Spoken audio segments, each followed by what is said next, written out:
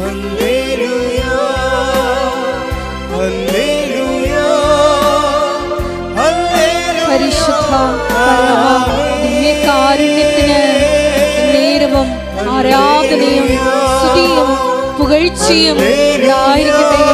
പരിശുദ്ധ പരമ ദിവ്യകാരുണ്യത്തിന് നേരവും ആരാധനയും സ്തുതിയും പുകഴ്ചയും ഉണ്ടായിരിക്കട്ടെ. പരിശുദ്ധ പരമ ദിവ്യകാരുണ്യത്തിന് നേരവും ആരാധനയും സ്തുതിയും പുകഴ്ചയും ഉണ്ടായിരിക്കട്ടെ. ആദിയും നീയേ അന്തവും നീയേ, അങ്ങേ ഞാൻ ആരാധിക്കും.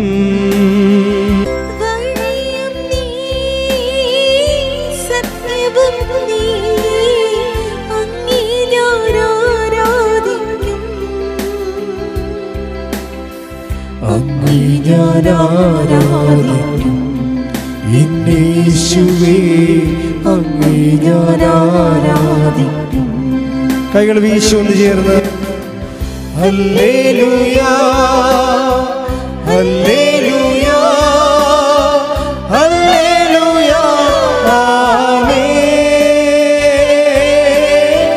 ഹല്ലേലൂയ ഹല്ലേലൂയ ഹല്ലേലൂയ ആമേൻ. എല്ലാ ദിവസങ്ങളിലും ജനങ്ങൾ അവരകപ്പെട്ടു പോയ കെണികളിൽ നിന്നും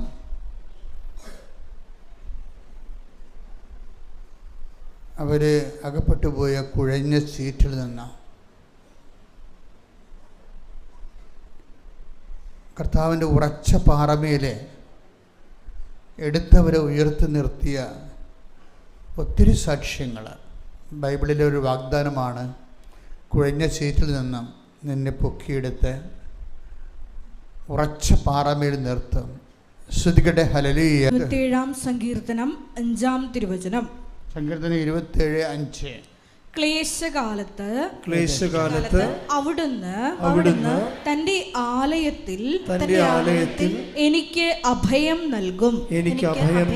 തന്റെ കൂടാരത്തിനുള്ളിൽ എന്നെ ഒളിപ്പിക്കും. എന്നെ ഉയർന്ന പാറമേൽ നിർത്തും. ക്ലേശകാലത്ത് ശത്രുക്കളുടെ കൈകളിൽ അകപ്പെടാതിരിക്കാൻ ഇസ്രായേൽക്കാർ ഓടിപ്പോയി രക്ഷപ്പെട്ടിരുന്ന സ്ഥലമാണ് ഉയർന്ന പാറ. വിശ്വാസ ജീവിതത്തിനും അവരുടെ ആധ്യാത്മികമായ അനുഭവം അങ്ങനെയാണ്. ദൈവം അവരെ കടങ്ങളിൽ നിന്നും മഹാരോഗങ്ങളിൽ നിന്നും ജീവിത ദുരിതങ്ങളിൽ നിന്നും രക്ഷപ്പെടുത്തുന്നത് ഉയർന്ന പാറമേൽ അവരെ കൊണ്ടുപോയി സുരക്ഷിതമായി നിർത്തുന്ന അനുഭവത്തോട് താരതമ്യം ചെയ്തുകൊണ്ടാണ് സങ്കീർത്തനം 27 അങ്ങനെ പാടുന്നത്. ഇത് ഉടമ്പടിയിലൊരു നിത്യസംഭവമാണ്. ആൾക്കാരെ ക്ലേശകാലത്ത് തൻ്റെ കൂടാരത്തെ ദൈവം സംരക്ഷിക്കുന്നു, ഉയർന്ന പാറമേൽ നിർത്തുന്നു. ഉടമ്പടി ഈ ക്ലേശകാലത്തെ നമ്മളെ പരിപൂർണമായി പെർഫെക്റ്റായിട്ട് സംരക്ഷിക്കുന്ന ഒരു കംപ്ലീറ്റ് കമ്മ്യൂണിക്കേഷൻ പാക്കേജ്, ദൈവമായിട്ട് കമ്മ്യൂണിക്കേറ്റ് ചെയ്യാൻ പറ്റുന്ന ഒരു കംപ്ലീറ്റ് പ്രോജക്റ്റാണ് ഉടമ്പടി. ഇത് അച്ഛൻ പറയണതല്ല, 2 സാമുവേൽ 23:5 അതിമഹാവചനമാണത്. ഉടമ്പടിയെ സംബന്ധിക്കുന്ന 2 സാമുവേൽ 23:5. അവിടുന്ന് എന്നോട് ശാശ്വതമായ ഉടമ്പടി ചെയ്തിരിക്കുന്നു. സുരക്ഷിതമായി സംവിധാനം ചെയ്ത ഉടമ്പടി. അവിടുന്ന് എന്റെ രക്ഷയും അഭിലാഷവും സാധിച്ചു തരും. അത് മനുഷ്യനിവിടെ 2 അടിസ്ഥാന കാര്യങ്ങളാണ് ഉള്ളത്. ഒന്ന് നിത്യരക്ഷ, രണ്ടാമത്തത് അനുദിന അഭിലാഷങ്ങൾ, അങ്ങനത്തെ ആവശ്യങ്ങൾ. 2 കാര്യങ്ങളെ നമുക്ക് നമ്മളുടെ മെയിൻ്റനൻസ് എവിടെയാണ് വരണത്? ഒന്ന് നമ്മുടെ അനുദിന ആവശ്യങ്ങളിൽ വീട്, ജോലി, വിവാഹം, ഞാൻ കഴിഞ്ഞ ദിവസങ്ങളിൽ സിംഗപ്പൂർ ധ്യാനിപ്പിക്കുകയായിരുന്നു. അപ്പോൾ അവരുടെ ഇൻറ്റൻഷൻസ് എല്ലാം അവിടെ PR-ൻ്റെ ഇൻറ്റൻഷൻസാണ് മെയിൻ ഇൻറ്റൻഷൻസ്. 30 കൊല്ലം അവിടെ താമസിക്കുന്ന മലയാളികൾക്കും പെർമനൻ്റ് റെസിഡൻസ് ഇല്ല. 30 കൊല്ലമായിട്ട് അവിടെ താമസിക്കുന്നവർക്കും പെർമനൻ്റ് റെസിഡൻസ് ഇല്ല. സ്ഥിരമായ ഒരു അവിടുത്തെ സിറ്റിസണിൻ്റെ അവിടെ ആൾക്കാരെ 3ആയിട്ട് തിരിച്ചിരിക്കുക. സിറ്റിസൺ എന്ന് വെച്ചാൽ പൗരന്മാർ, പിന്നെ PR ഉള്ളവർ, പെർമനൻ്റ് റെസിഡൻസ് ഉള്ളവർ, പിന്നെ ഈ ന്യൂ കമേഴ്സായിട്ടുള്ളവർ. അവർ ശരിക്കും പറഞ്ഞാൽ ഫോറിനേഴ്സായിട്ടാണ് അവർ കൂട്ടണത്. അപ്പോൾ എന്താ പ്രശ്നം എന്ന് വെച്ച് കഴിഞ്ഞാൽ, ഈ പുതിയ ആൾക്കാർക്ക് ചികിത്സാ ചെലവ് ഒരു രോഗത്തിന് 5000 രൂപ വന്നു കഴിഞ്ഞാൽ സിറ്റിസൺസിന് വെറും 500 രൂപയെ വരത്തുള്ളൂ. ഇതിങ്ങനെ എല്ലാത്തിലും ഉണ്ട്. എല്ലാ താരിഫിലും ഈ ജീവിതത്തിൻ്റെ ചെലവുകൾ. അപ്പോൾ ആദ്യമായിട്ട് ചെല്ലുന്നവർക്ക് ഏണിങ് ഉണ്ടാക്കാൻ വലിയ പാടാണ്. കുടുംബമായിട്ടൊക്കെ അവിടെ ജീവിക്കാൻ പാടാണ്. അല്ലെങ്കിൽ എല്ലാവർക്കും ജോലി ഉണ്ടാകണം. ഇപ്പോൾ നിങ്ങളിങ്ങനെ ചാടിക്കയറി ഇന്ത്യ വിട്ട് പോകുമ്പോൾ എപ്പോഴും ശ്രദ്ധിക്കേണ്ടത് അവരെല്ലാം സേഫാണെന്ന് നിങ്ങൾ ധരിക്കരുത്. അവർക്ക് വേണ്ടി പ്രാർത്ഥിക്കണമെന്നാണ് ഞാൻ എനിക്ക് പറയാനുള്ളത്. കുറേ പേര് ഓക്കെയാണ്, പക്ഷേ എല്ലാവരും അതുപോലെ ഓക്കെ അല്ല. നിങ്ങളൊക്കെ പൈസ ചോദിക്കുമ്പോൾ ചിലപ്പോൾ അവർ ലോൺ എടുത്തായിരിക്കും നിങ്ങൾക്ക് തരണത്. കാരണം നിങ്ങളവരെ കാണുന്നത് എങ്ങനെയാണ്? വിദേശത്ത് ജോലിയുള്ളവരായിട്ടല്ലേ കാണുന്നത്. അവരവിടെ നിലനിന്ന് പോകാൻ എന്തുമാത്രം പാടുപെടണമെന്നുണ്ട് അവർക്ക് മാത്രമേ അറിയത്തുള്ളൂ. അങ്ങനെ ഓരോരോ ഞാനവിടെ ചെന്നപ്പോൾ രസമുണ്ടായി. എനിക്ക് ചിരി വന്നത്, ഒരു കാറിന് $50,000, അതിൻ്റെ ടാക്സ് $1,00,000. എങ്ങനെയാണ് ഇത് ശരിയാകണത്? ഒരു കാറിന് $50,000, അതിൻ്റെ ടാക്സ് $1,00,000. അപ്പം ഞാൻ ചോദിച്ചു, ഇതെന്താണ് ഇങ്ങനെ വരണമെന്ന് ചോദിച്ചു. ഇപ്പോൾ നമുക്കിപ്പോൾ 15 കൊല്ലത്തെ ടാക്സ് വാങ്ങിക്കുമ്പോൾ തന്നെ നമ്മുടെ മൂക്കും മുഞ്ഞിയൊക്കെ ചളങ്ങി വരണമുണ്ടല്ലേ. ഗവൺമെൻറ് നമ്മുടെയൊക്കെ ഒന്ന് 15 വർഷത്തെ ടാക്സ് എടുക്കുമ്പോൾ തന്നെ നമ്മൾ മൂക്കൊക്കെ ഒരു ചുണ്ട് ഒരു വശത്തേക്ക് മാറും, ചളങ്ങി വരും. പക്ഷേ നോക്കി എന്തൊക്കെ ഉണ്ടാകുന്ന കാര്യത്തിൽ എല്ലാവരും സ്ഥലം കുറവേ ഉള്ളൂ. അവിടെ സ്ഥലം കുറവേ ഉള്ളൂ. അതുകൊണ്ട് ആൾക്കാരെല്ലാം വണ്ടി എടുക്കാൻ ഗവൺമെൻറ് ആഗ്രഹിക്കുന്നില്ല. നിങ്ങൾ പബ്ലിക് ട്രാൻസ്പോർട്ട് ഉപയോഗിക്കാൻ പറഞ്ഞിരിക്കുകയും പബ്ലിക് ട്രാൻസ്പോർട്ട് ഉപയോഗിച്ചാൽ മതി, ആരും വണ്ടി എടുത്ത് കറങ്ങണ്ടെന്നാണ് പറയണത്. കാര്യം സ്ഥലമില്ല, വണ്ടി പാർക്ക് ചെയ്യാൻ പോലും സ്ഥലമില്ല. അപ്പോൾ അതുകൊണ്ട് അവർ ടാക്സ് ഇരട്ടിയാക്കി വെച്ചിരിക്കുക. അപ്പോൾ ഈ വിചിത്ര വാർത്തകളൊക്കെ കേൾക്കുമ്പോൾ നമുക്ക് തോന്നും, നമ്മൾ എന്തുമാത്രം മനോഹരമായ ജീവിതമാണ് ഇവിടെ ഇന്ത്യയിൽ ജീവിക്കണത്. എന്തൊരു മനോഹരമാണെന്ന് സഹിക്കാൻ പറ്റാത്ത അത്രയും നല്ല മനോഹരമാണ്. ഞാൻ ഈ സിംഗപ്പൂർ ഓരോ രാജ്യങ്ങളിൽ പോയപ്പോൾ, ഓരോ സ്ഥലങ്ങളിൽ പോയപ്പോൾ എനിക്ക് മനസ്സിലായത്, അതിനേക്കാൾ എത്രയോ ബ്യൂട്ടിഫുള്ളാണ് ഈ എറണാകുളം. എറണാകുളത്തുനിന്ന് തുറമുഖത്തുനിന്ന് നമ്മൾ നേരെ പോയാൽ നമ്മൾ ആ പക്ഷിസങ്കേതം വരെ, കോതമംഗലം വരെ പോകുമ്പോൾ ഒരു വലിയൊരു സാമ്രാജ്യത്തിലാണ് നമ്മൾ ജീവിക്കുന്നത്. അതിമനോഹര നൈസർഗികവും ഇങ്ങനെ ക്രിയേറ്റഡ് ആയിട്ടുള്ള, കൃത്രിമമല്ല, മനോഹരമായ സ്വന്തം രാജ്യത്ത്. ഇപ്പോൾ ചില സമയത്ത് ആൾക്കാർക്കൊക്കെ ഭയങ്കര സ്ട്രെസ്സാണ് അവിടെ. അപ്പോൾ ഞാൻ അവിടുത്തെ അച്ഛനോട് പറഞ്ഞു, ഈ സ്ട്രെസ്സിൻ്റെ ഒരു കാരണം എന്താണ്, ഇവരെല്ലാവരും എനിക്ക് മനസ്സിലായത്, ഒരു ഡ്രസ്സുണ്ട്, ജോലിയുടെ ഡ്രസ്സുണ്ട്, അതെല്ലാ കാലത്തും എല്ലായിടത്തും ഉണ്ട്, എല്ലാ രാജ്യങ്ങളും. നമുക്കില്ല ഡ്രസ്സ്. നമുക്ക് പക്ഷെ നമുക്ക് ഡ്രസ്സ് വന്നാൽ ഇറങ്ങി നടക്കാം വഴിയിലോട്ട്, നാട്ടുകാരെ കാണാം, സംസാരിക്കാം, കുറച്ച് സങ്കടം പറയാം. അപ്പോഴൊക്കെ ഇതെന്ന് വെച്ചാൽ ഒരു ഫ്ലാറ്റിൽ ഇങ്ങനെ കെട്ടി മേലോട്ട് പൊക്കിയിരിക്കുക. അതുകൊണ്ട് ഗുണമുണ്ട്, സുനാമിയൊക്കെ വന്നാൽ അവർ രക്ഷപ്പെടും. നമ്മൾ ഇപ്പോൾ ഓടേണ്ടി വരത്തില്ല. കാര്യം എല്ലാവരും ഫ്ലാറ്റിൽ, എല്ലാം ഫ്ലാറ്റാണ്, 10-70 നിലയുള്ള ഫ്ലാറ്റുകളാണ് അത് താമസിക്കണം. അപ്പോൾ ഞാനൊക്കെ കുറച്ച് സേഫാണല്ലോ ഇത്, ഇപ്പോൾ സുനാമിയൊക്കെ വന്നാൽ രക്ഷപ്പെടുമല്ലോ എന്ന് വിചാരിച്ചു. പക്ഷേ എന്താണ്, എന്തെങ്കിലും ഒരു ഡ്രസ്സ് വന്നാൽ ഈ ഫ്ലാറ്റിനകത്ത് കിടന്ന് കറങ്ങി കളിക്കുകയുള്ളൂ, ഒരു കൂട്ടിലകപ്പെട്ട കിളിയെപ്പോലെ. അപ്പോൾ ഡ്രസ്സ് കൂടും. ഡ്രസ്സിങ്ങനെ ഈ വികീരണം ചെയ്ത് പോകാനുള്ള ഒരവസ്ഥ അവിടെ ഇല്ല. അതുകൊണ്ടാണ് ചില ആൾക്കാർക്ക് ഷോക്ക് അബ്സോർബ് ചെയ്യാൻ ഉള്ള സംവിധാനങ്ങൾ കുറവായത് കാരണം മനുഷ്യൻ പൊതുവെ ഡ്രസ്സാണ്. ഈ ഉടമ്പടിക്കുണ്ടാകുന്ന പ്രശ്നം, ഈ ഡ്രസ്സുകാരെയൊക്കെ ഉടമ്പടി എങ്ങനെ കൈകാര്യം ചെയ്തു കഴിഞ്ഞാൽ ഇതിൻ്റെ അകത്ത് അഭിഷേകത്തിൻ്റെ ഒരു കണ്ടൻ്റ് ഉണ്ട്. ഇപ്പം നമുക്കറിയാം, ആധ്യാത്മികത വളരുമ്പോൾ ഫസ്റ്റ് സെക്ഷനിൽ ബ്ലെസ്സിങ്സാണ് വരുന്നത്, അനുഗ്രഹങ്ങൾ. ഉടമ്പടിക്കും അങ്ങനെയല്ലേ, അനുഗ്രഹങ്ങളാണ് വരുന്നത്. ഈ അനുഗ്രഹങ്ങൾ എല്ലാ കാലങ്ങളിലും ദൈവം തരും. പക്ഷേ അനുഗ്രഹങ്ങളുടെ ഒരു കുഴപ്പം, വേറെ എന്തെങ്കിലും ഒരു പുതിയ ഒരു വിഷയം ജീവിതത്തിലുണ്ടായാൽ അതിനെ അഡ്രസ്സ് ചെയ്യാൻ അനുഗ്രഹത്തിന്, ഇപ്പം നിങ്ങൾക്ക് നല്ല ഭക്ഷണം കഴിക്കാമെന്ന് വിചാരിച്ചു, അപ്പം നിങ്ങൾക്ക് രോഗമാണെങ്കിൽ ആ ഭക്ഷണം കൊണ്ടുവന്ന് വെച്ചാൽ, ഇപ്പോൾ വേണ്ടല്ലോ, ഒരു പനി മതിയല്ലോ, നല്ലൊരു ഭക്ഷണം വെച്ചിരിക്കുകയാണ്, പനിയാണെങ്കിൽ കഴിക്കാൻ പറ്റുമോ? കഴിക്കാൻ പറ്റത്തില്ല. ഇപ്പം ഭക്ഷണം എന്നുള്ളത് അനുഗ്രഹമാണ്. പക്ഷേ ആ അനുഗ്രഹം ആസ്വദിക്കണമെന്നുണ്ടെങ്കിൽ അതിന് അനുകൂലമായ ഒരു സാഹചര്യം ഉണ്ടാകണം, അത് ആസ്വദിക്കാൻ പറ്റിയ. പനിയാണെങ്കിൽ നമുക്ക് ആസ്വദിക്കാൻ പറ്റത്തില്ല, ഇല്ലേ? അപ്പം അനുഗ്രഹം കിട്ടിയത് കൊണ്ടും ആ അനുഗ്രഹത്തിൻ്റെ അനുബന്ധമായിട്ട് അനക്സറായിട്ട് വരുന്ന ഒരു ചുറ്റുപാട്, അനുകൂല ചുറ്റുപാടുകളുണ്ട് ജീവിതത്തിന്. ഈ ചുറ്റുപാടുകൾ it is not in our control. അതാണ് പ്രശ്നം. ജീവിതത്തിൻ്റെ ഞാൻ മനസ്സിലാക്കിയ ഒരു സത്യം, ഈ നമുക്ക് അനുഭവങ്ങൾ ആസ്വദിക്കാം. ചില സമയത്ത് അനുഭവങ്ങൾ നമുക്ക് ആസ്വാദ്യമല്ലാത്ത സമയത്ത് പ്രതികൂലമായ ചുറ്റുപാടുകൾ ഉണ്ടാകുന്നതുകൊണ്ടാണ് വിഷയം വരുന്നത്. ചുറ്റുപാടുകൾ it is not in our control. അതൊരു സീരിയസ് വിഷയമാണ് ജീവിതത്തിൻ്റെ. നമ്മുടെ ഈ അനുഗ്രഹങ്ങൾ ആസ്വദിക്കുന്ന ആ ഒരു ഘട്ടത്തിൽ, എൻ്റെ സെക്കൻഡ് ഘട്ടത്തിൽ വരുമ്പോൾ ചുറ്റുപാടുകൾ, ഇപ്പോൾ നമ്മുടെ കുഞ്ഞിന് അസുഖമാണെങ്കിൽ നമ്മൾ അനിയത്തിൻ്റെ കല്യാണമാണെന്ന് പറഞ്ഞൊരു വലിയ കാര്യമുണ്ട്. അനിയത്തിൻ്റെ കല്യാണം നമ്മൾ ഇങ്ങനെ ആറ്റുനോറ്റ് കാത്തിരുന്നതാണ്. കാര്യം നമ്മൾ കല്യാണം കഴിച്ച് പോകുന്നു, ഇനി അപ്പായുടെ ഒരു ബാധ്യതയും നമ്മുടെ ഒരു ബാധ്യതയാണ് അവളെ പറഞ്ഞു വിടുകയെന്ന്, അവളൊരു സേഫായിട്ടുള്ള സ്ഥലത്ത് വിടുക എന്നുള്ളത് നമ്മുടെ ഒരു ബാധ്യതയാണ്. അപ്പം നമ്മളും അനിയത്തിയുടെ കൂടെ അവളുടെ കല്യാണം നടക്കാൻ വേണ്ടി പ്രാർത്ഥിക്കുകയും പറ്റുന്നതൊക്കെ വേണം പൊന്നൊക്കെ കൊടുക്കുകയും ചെയ്യും. അങ്ങനെ കൊടുത്ത് നമ്മളിങ്ങനെ ഭയങ്കര സന്തോഷത്തിരിക്കുമ്പോഴായിരിക്കും നമ്മുടെ കുഞ്ഞ് ഇന്നൊരു അസുഖം വന്നു കഴിഞ്ഞാൽ അപ്പം തന്നെ ഈ ഷോക്ക് അബ്സോർവ് ചെയ്യാൻ പറ്റത്തില്ല, സിറ്റുവേഷൻ മാറി. അപ്പോൾ അനിയത്തിൻ്റെ കല്യാണം ഒരു അനുഗ്രഹമാണെങ്കിലും നമ്മുടെ കുഞ്ഞിന് അസുഖം വന്ന കാരണം ഈ കല്യാണത്തിൻ്റെ സന്തോഷം നമുക്ക് കിട്ടണില്ല. ഈ കാലാവസ്ഥയെ എങ്ങനെയാണ് നമ്മൾ അഡ്രസ്സ് ചെയ്യണത്? ഉടമ്പടി മനോഹരമായിട്ട് അഡ്രസ്സ് ചെയ്യും.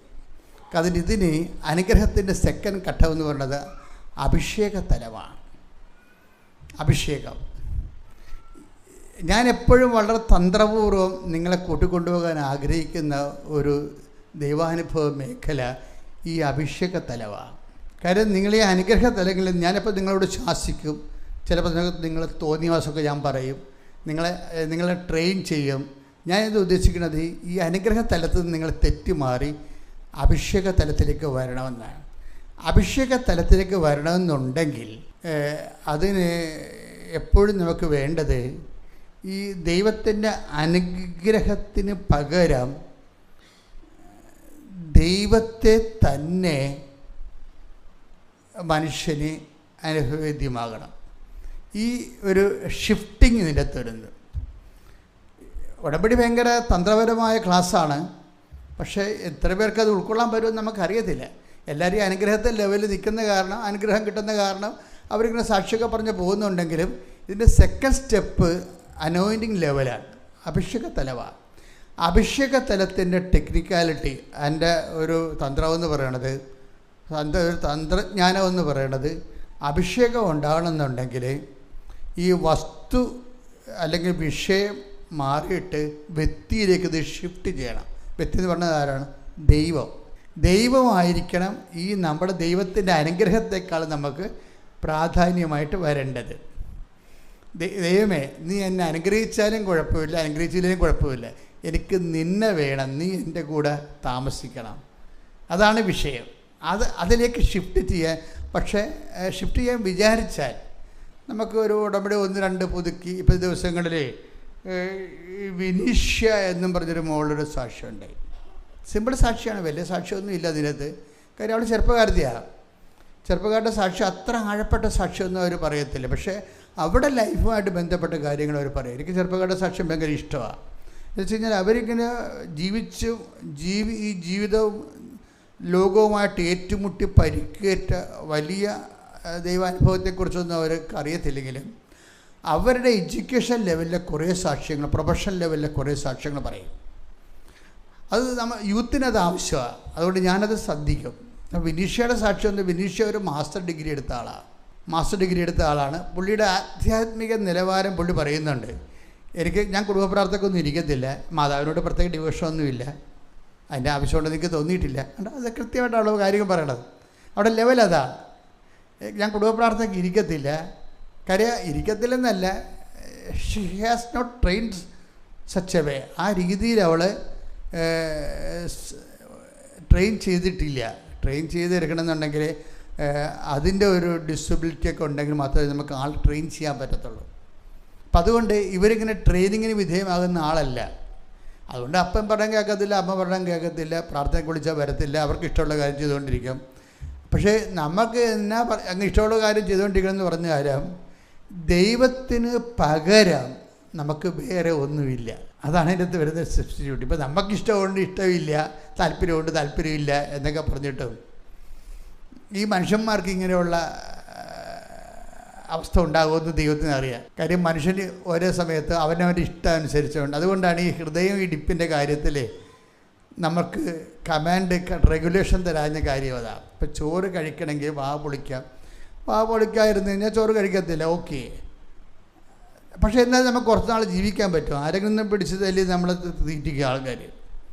പക്ഷേ ഈ ഉദ്ദേശത്തിൽ തന്നെ കഴിക്കാൻ പറ്റത്തില്ല എന്നുള്ള ആ ഒരു സ്വാതന്ത്ര്യവും അധികാരവും ഹൃദയത്തിന് കൊടുത്തില്ലല്ലോ ദൈവം. പ്രാർത്ഥിച്ചാലും പ്രാർത്ഥിച്ചില്ലേലും നമുക്ക് വരുന്ന പ്രശ്നം ദൈവത്തിന് സബ്സ്റ്റിറ്റ്യൂട്ട് ഇല്ല.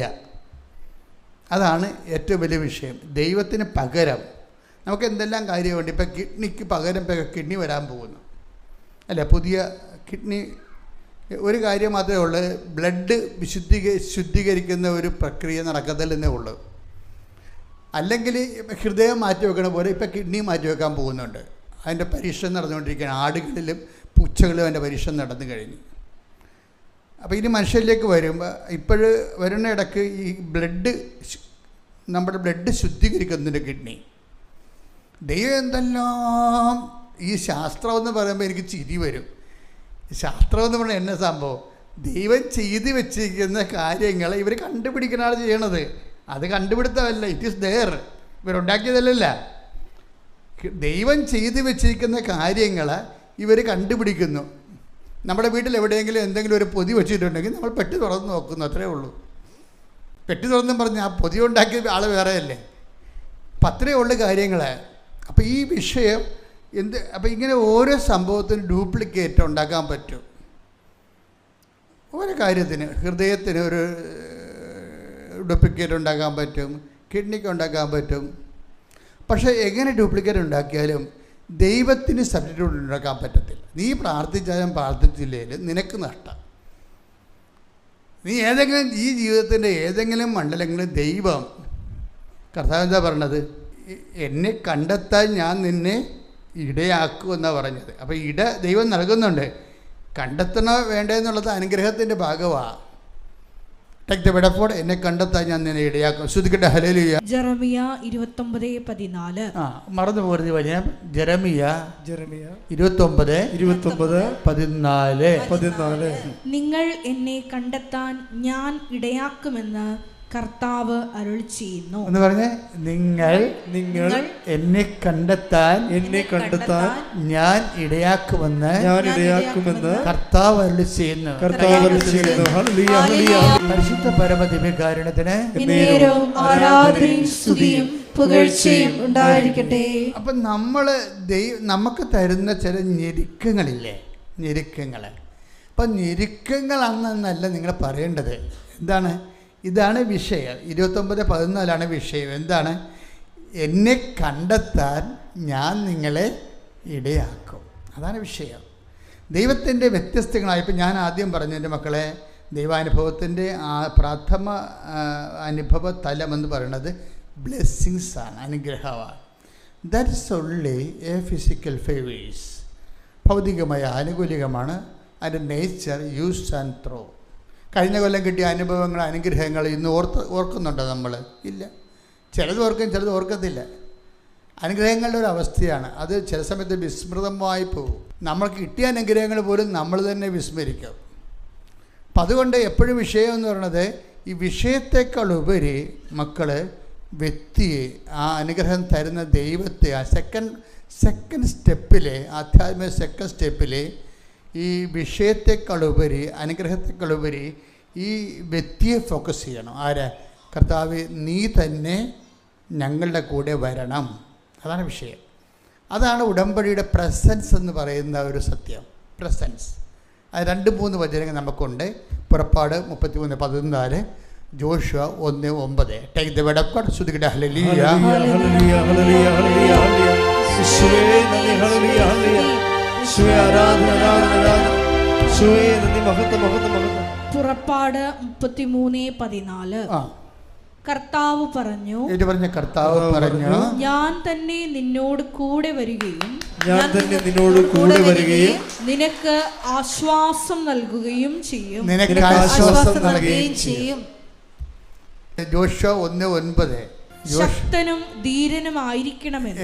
ശക്തനും ധീരനുമായിരിക്കണമെന്ന് ഭയപ്പെടുകയോ പരിഭ്രമിക്കുകയോ ചെയ്യരുതെന്നും നിന്നോട് ഞാൻ കൽപ്പിച്ചിട്ടില്ലയോ? നിന്റെ ദൈവമായ കർത്താവ് നീ പോകുന്നിടത്തെല്ലാം നിന്നോട് കൂടെ ഉണ്ടായിരിക്കും. ജോഷുവയോട് ദൈവം പറയാൻ എന്താണ്? എനിക്ക് ഈ മോസസിനോട് പറയുന്നതിനേക്കാൾ എനിക്കിഷ്ടം കുറച്ചുകൂടി ഗ്രാവിറ്റി ഉള്ളത്, പുറപ്പാട് 33:14 കുറച്ചുകൂടി ഗ്രാവിറ്റി ഉള്ളത് ജോഷുവ 1:9. അവിടെ പറയുന്ന അതൊരു അഭിഷേക തലത്തെക്കുറിച്ചാണ് സംസാരിക്കുന്നത്. ജോഷുവയുടെ മോസസിനോട് പറയുന്നത് എന്താണ്? ഞാൻ നിൻ്റെ കൂടെ വരികയും നിനക്ക് ആശ്വാസം നൽകുകയും ചെയ്യും. It's okay. That's a realm of ബ്ലെസ്സിങ്സിൻ്റെ ലെവലാണ്. അത് അനുഗ്രഹത്തിൻ്റെ ലെവലാണ്. ആശ്വാസം നൽകുകയും ചെയ്യും. അതായത് പുറപ്പാട് 33:14. പക്ഷേ ദൈവ അനുഭവത്തിൻ്റെ സെക്കൻഡ് സ്റ്റെപ്പിലേക്ക് വരുമ്പോൾ ജോഷുവയോട് പറയുന്നുണ്ട് എന്താണ്? മോസസ് മരിച്ചുപോയി, മോസസിൻ്റെ കാലം കഴിയുകയാണ്, ഇനി നീയാണ്. ഇനി എന്താണ്? I will come with you wherever you go. അപ്പോൾ നീ എവിടെ, മോസസിനോട് പറഞ്ഞതിനേക്കാൾ ഈ പ്രോമിസ് കുറച്ചുകൂടി അങ്ങ് ദൈവം അപ്ഗ്രേഡ് ചെയ്യുന്നുണ്ട്.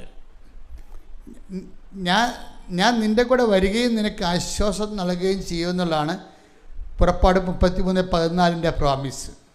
അവിടെ ആശ്വാസം മാത്രമാണ് അതിൻ്റെ, അത് ബ്ലെസ്സിങ് ലെവലിൽ കിടക്കുകയാണ്. ജോഷുവ 1:9 വരുമ്പോൾ മോസസിൻ്റെ കാലം കഴിഞ്ഞു, ഇനി ദൈവവും ജോഷുവയും തമ്മിലുള്ള ഇടപാടുകളാണ് ഉള്ളത്. ആ ഇടപാടുകളിൽ ദൈവം ജോഷുവയോട് പറഞ്ഞത് എന്താണെന്ന് വെച്ച് കഴിഞ്ഞാൽ, ആശ്വാസം നൽകുന്നത് പറയണത് എന്താണ്? I will come with you wherever you go. നീ ഏത് കാട്ടിൽ പോയാലും കടലിൽ മുങ്ങിയാലും I will be there with you. ഞാൻ നിൻ്റെ കൂടെ ഉണ്ടാകുക. എൻ്റെ ദൈവവേദലേ, ഇതിനേക്കാൾ വലിയൊരു പ്രോമിസ് നമുക്ക് ആവശ്യമുണ്ടോ? ദാറ്റ് മീൻസ് എന്താ ദൈവം പറയണത്? എൻ്റെ ദൈവവേദലേ, നീ വെന്റിലേറ്ററിലാണെങ്കിൽ പോലും I will B with you. കൈയടിച്ച് ശ്രദ്ധിക്കട്ടെ. ഹല്ലേലൂയ. ഇവിടുത്തെ ഈ അപ്ഗ്രേഡ് ഷിഫ്റ്റിങ്ങും വളരെ സൂക്ഷ്മതയോടെ പരിശോധിക്കണം. ഒന്ന്, പുറപ്പാട് പറയുന്നത് 33:14 പറയുന്നത്, ഞാൻ നിനക്ക് ആശ്വാസം നൽകും, ഞാൻ നിൻ്റെ കൂടെ വരും, ഞാൻ നിനക്ക് ആശ്വാസം നൽകും. അതിനകത്ത് കുറച്ച് പരിമിതികളുണ്ട്. ആശ്വാസം എന്ന് പറയുന്നത് ബ്ലെസ്സിങ്സാണ്, കൺസോളേഷൻ. ഇപ്പം സെക്കൻഡ് ജോഷുവയുടെ കാലം വരുമ്പോൾ ജോഷുവയോട് പറയും, എന്ത് പറയും? നീ ശക്തനും ധീരനുമായിരിക്കണം. ഇതാണ് അഭിഷേകം എന്ന് പറയുന്നത്. അതായത് ഞാൻ നിൻ്റെ ശത്രുക്കളെ നിനക്ക് ശത്രുക്കൾ ഉണ്ടാവത്തില്ലെന്നോ ശത്രുക്കളില്ലാത്ത സ്ഥലത്തുകൂടി ഞാൻ നിന്നെ കൊണ്ടുപോകുന്നോ ഒന്നും അല്ല പറയണത്. അതാണ് വിഷയം.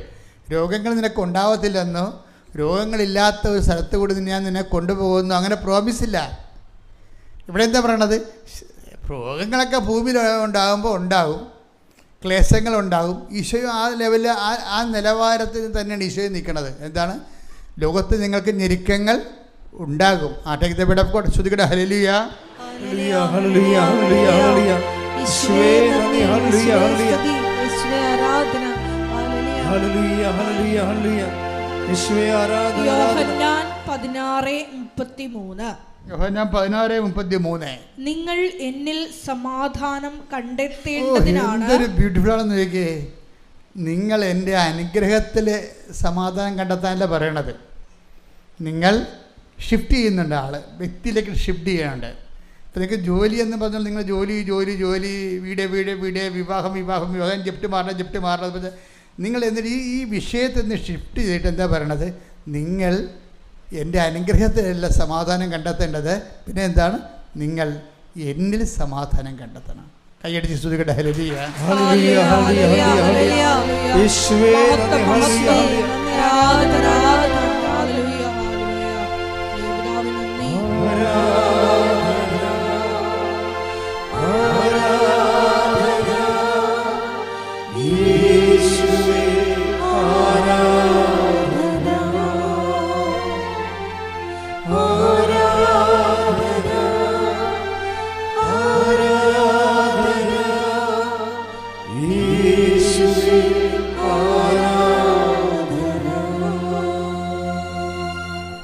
നിങ്ങൾ എന്നിൽ സമാധാനം കണ്ടെത്തേണ്ടതിനാണ്. പറഞ്ഞ നിങ്ങൾ എന്നിൽ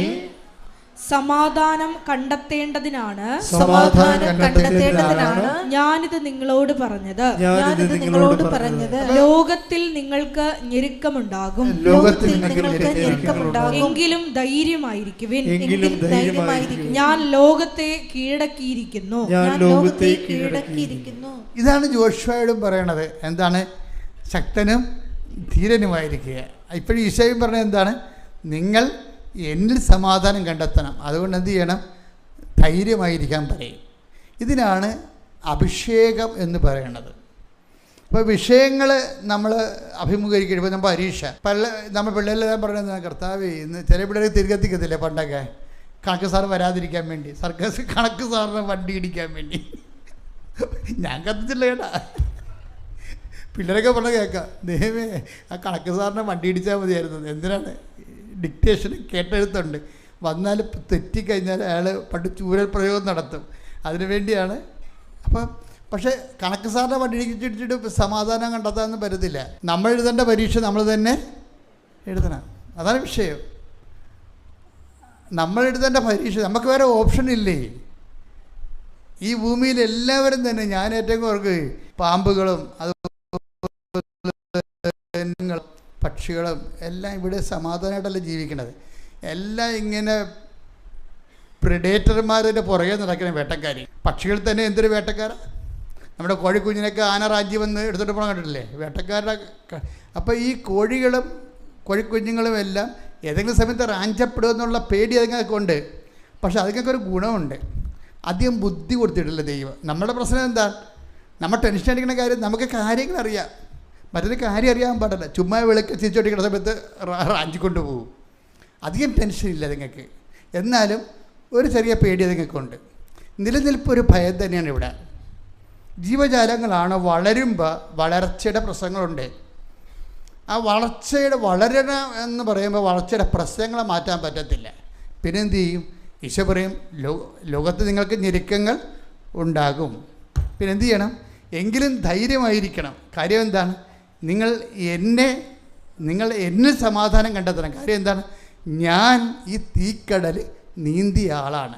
അപ്പം നിങ്ങൾ തീക്കടൽ നീന്തിയ ആളെ കൊണ്ട് നിങ്ങളെക്കൊണ്ട് ഞാൻ ചെറിയ തോടൊക്കെ നീന്തിക്കും. കാര്യം എന്താണ്? ഞാൻ തീക്കടൽ. എന്ത് രസമായിട്ട് ഈശോ പറയണത്! ഒരു വിഷയം ഈശോയുടെ കൂടെ തരണം ചെയ്യാൻ നിങ്ങളെ പ്രാപ്തമാക്കിയാണ് ഈ ഉടമ്പടി ചെയ്തുകൊണ്ടിരിക്കുന്നത്. ശ്രദ്ധിക്കട്ടെ. ഹല്ലേലൂയ. വിനിഷ ഈ മാസ്റ്റർ ഡിഗ്രി കഴിഞ്ഞിട്ട് പിന്നീട് കുറേ ICCMR അങ്ങനെ കുറേ പരീക്ഷകൾ എഴുതുന്നുണ്ട്. നാഷണൽ എലിജിബിലിറ്റി ടെസ്റ്റുകൾ PhDക്ക് വേണ്ടി എഴുതുന്നുണ്ട്. ഇവളുടെ പ്രശ്നം എന്ന് വെച്ച് കഴിഞ്ഞാൽ ഇവളെ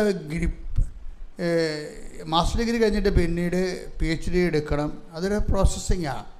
അതിന് പിന്നെ വല്ല അസിസ്റ്റൻ്റ് പ്രൊഫസറോ വല്ലതൊക്കെ ആയിട്ട് കയറാൻ പറ്റുമായിരിക്കും. അപ്പോൾ ആ ഒരു ഉദ്ദേശത്തിലാണ് പോകണമെങ്കിലും ഈ PhDയുടെ ആ പ്രോസസ്സിൽ മുമ്പത്തേക്കാൾ സിലബസ് കട്ടിയായി. വെറുതെ എന്തെങ്കിലുമൊക്കെ നോക്കിയിട്ട് പോയി എഴുതാനൊന്നും പറ്റത്തില്ല. ചോദ്യങ്ങൾക്കെല്ലാം കൃത്യമായ മറുപടി കൊടുക്കണം. അതുപോലെ തന്നെ എല്ലാ വിഷയങ്ങൾക്കും ക്ലിയർ കട്ട് ആൻസർ കൊടുക്കണം.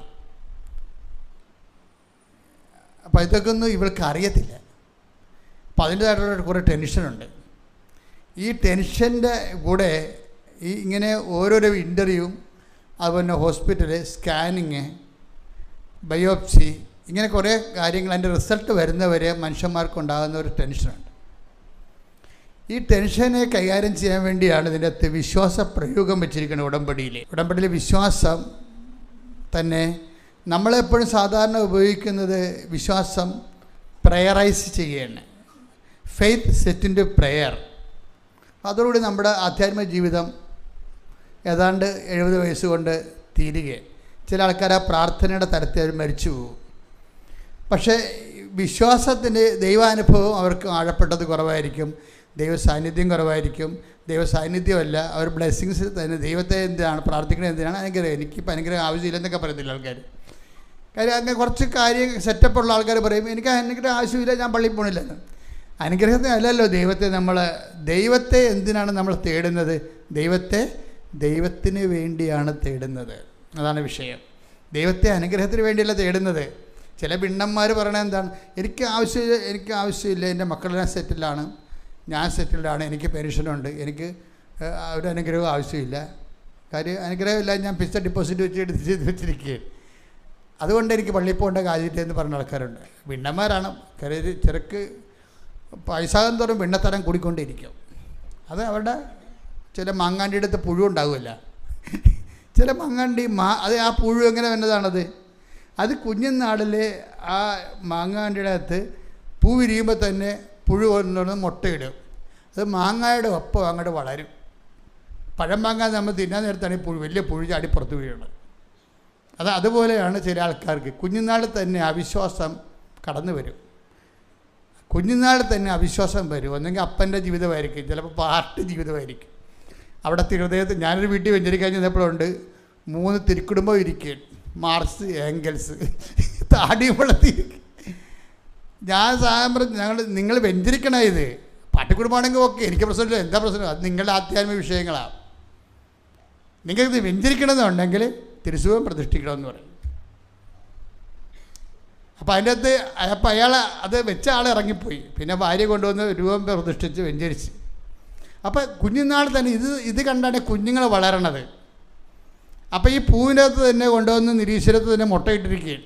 അപ്പോൾ ഇത് വളരുന്നതനുസരിച്ചതിൻ്റെ ഒപ്പം അപ്പം നിങ്ങൾക്ക് പലർക്കും ദൈവത്തെ കണ്ടെത്താൻ കഴിയാത്തതിൻ്റെ കാരണം കുഞ്ഞുനാളിൽ കിട്ടിയ ദൈവാനുഭവം ഇല്ലാത്ത മാതാപിതാക്കന്മാരുടെ വളർച്ചയാണ്.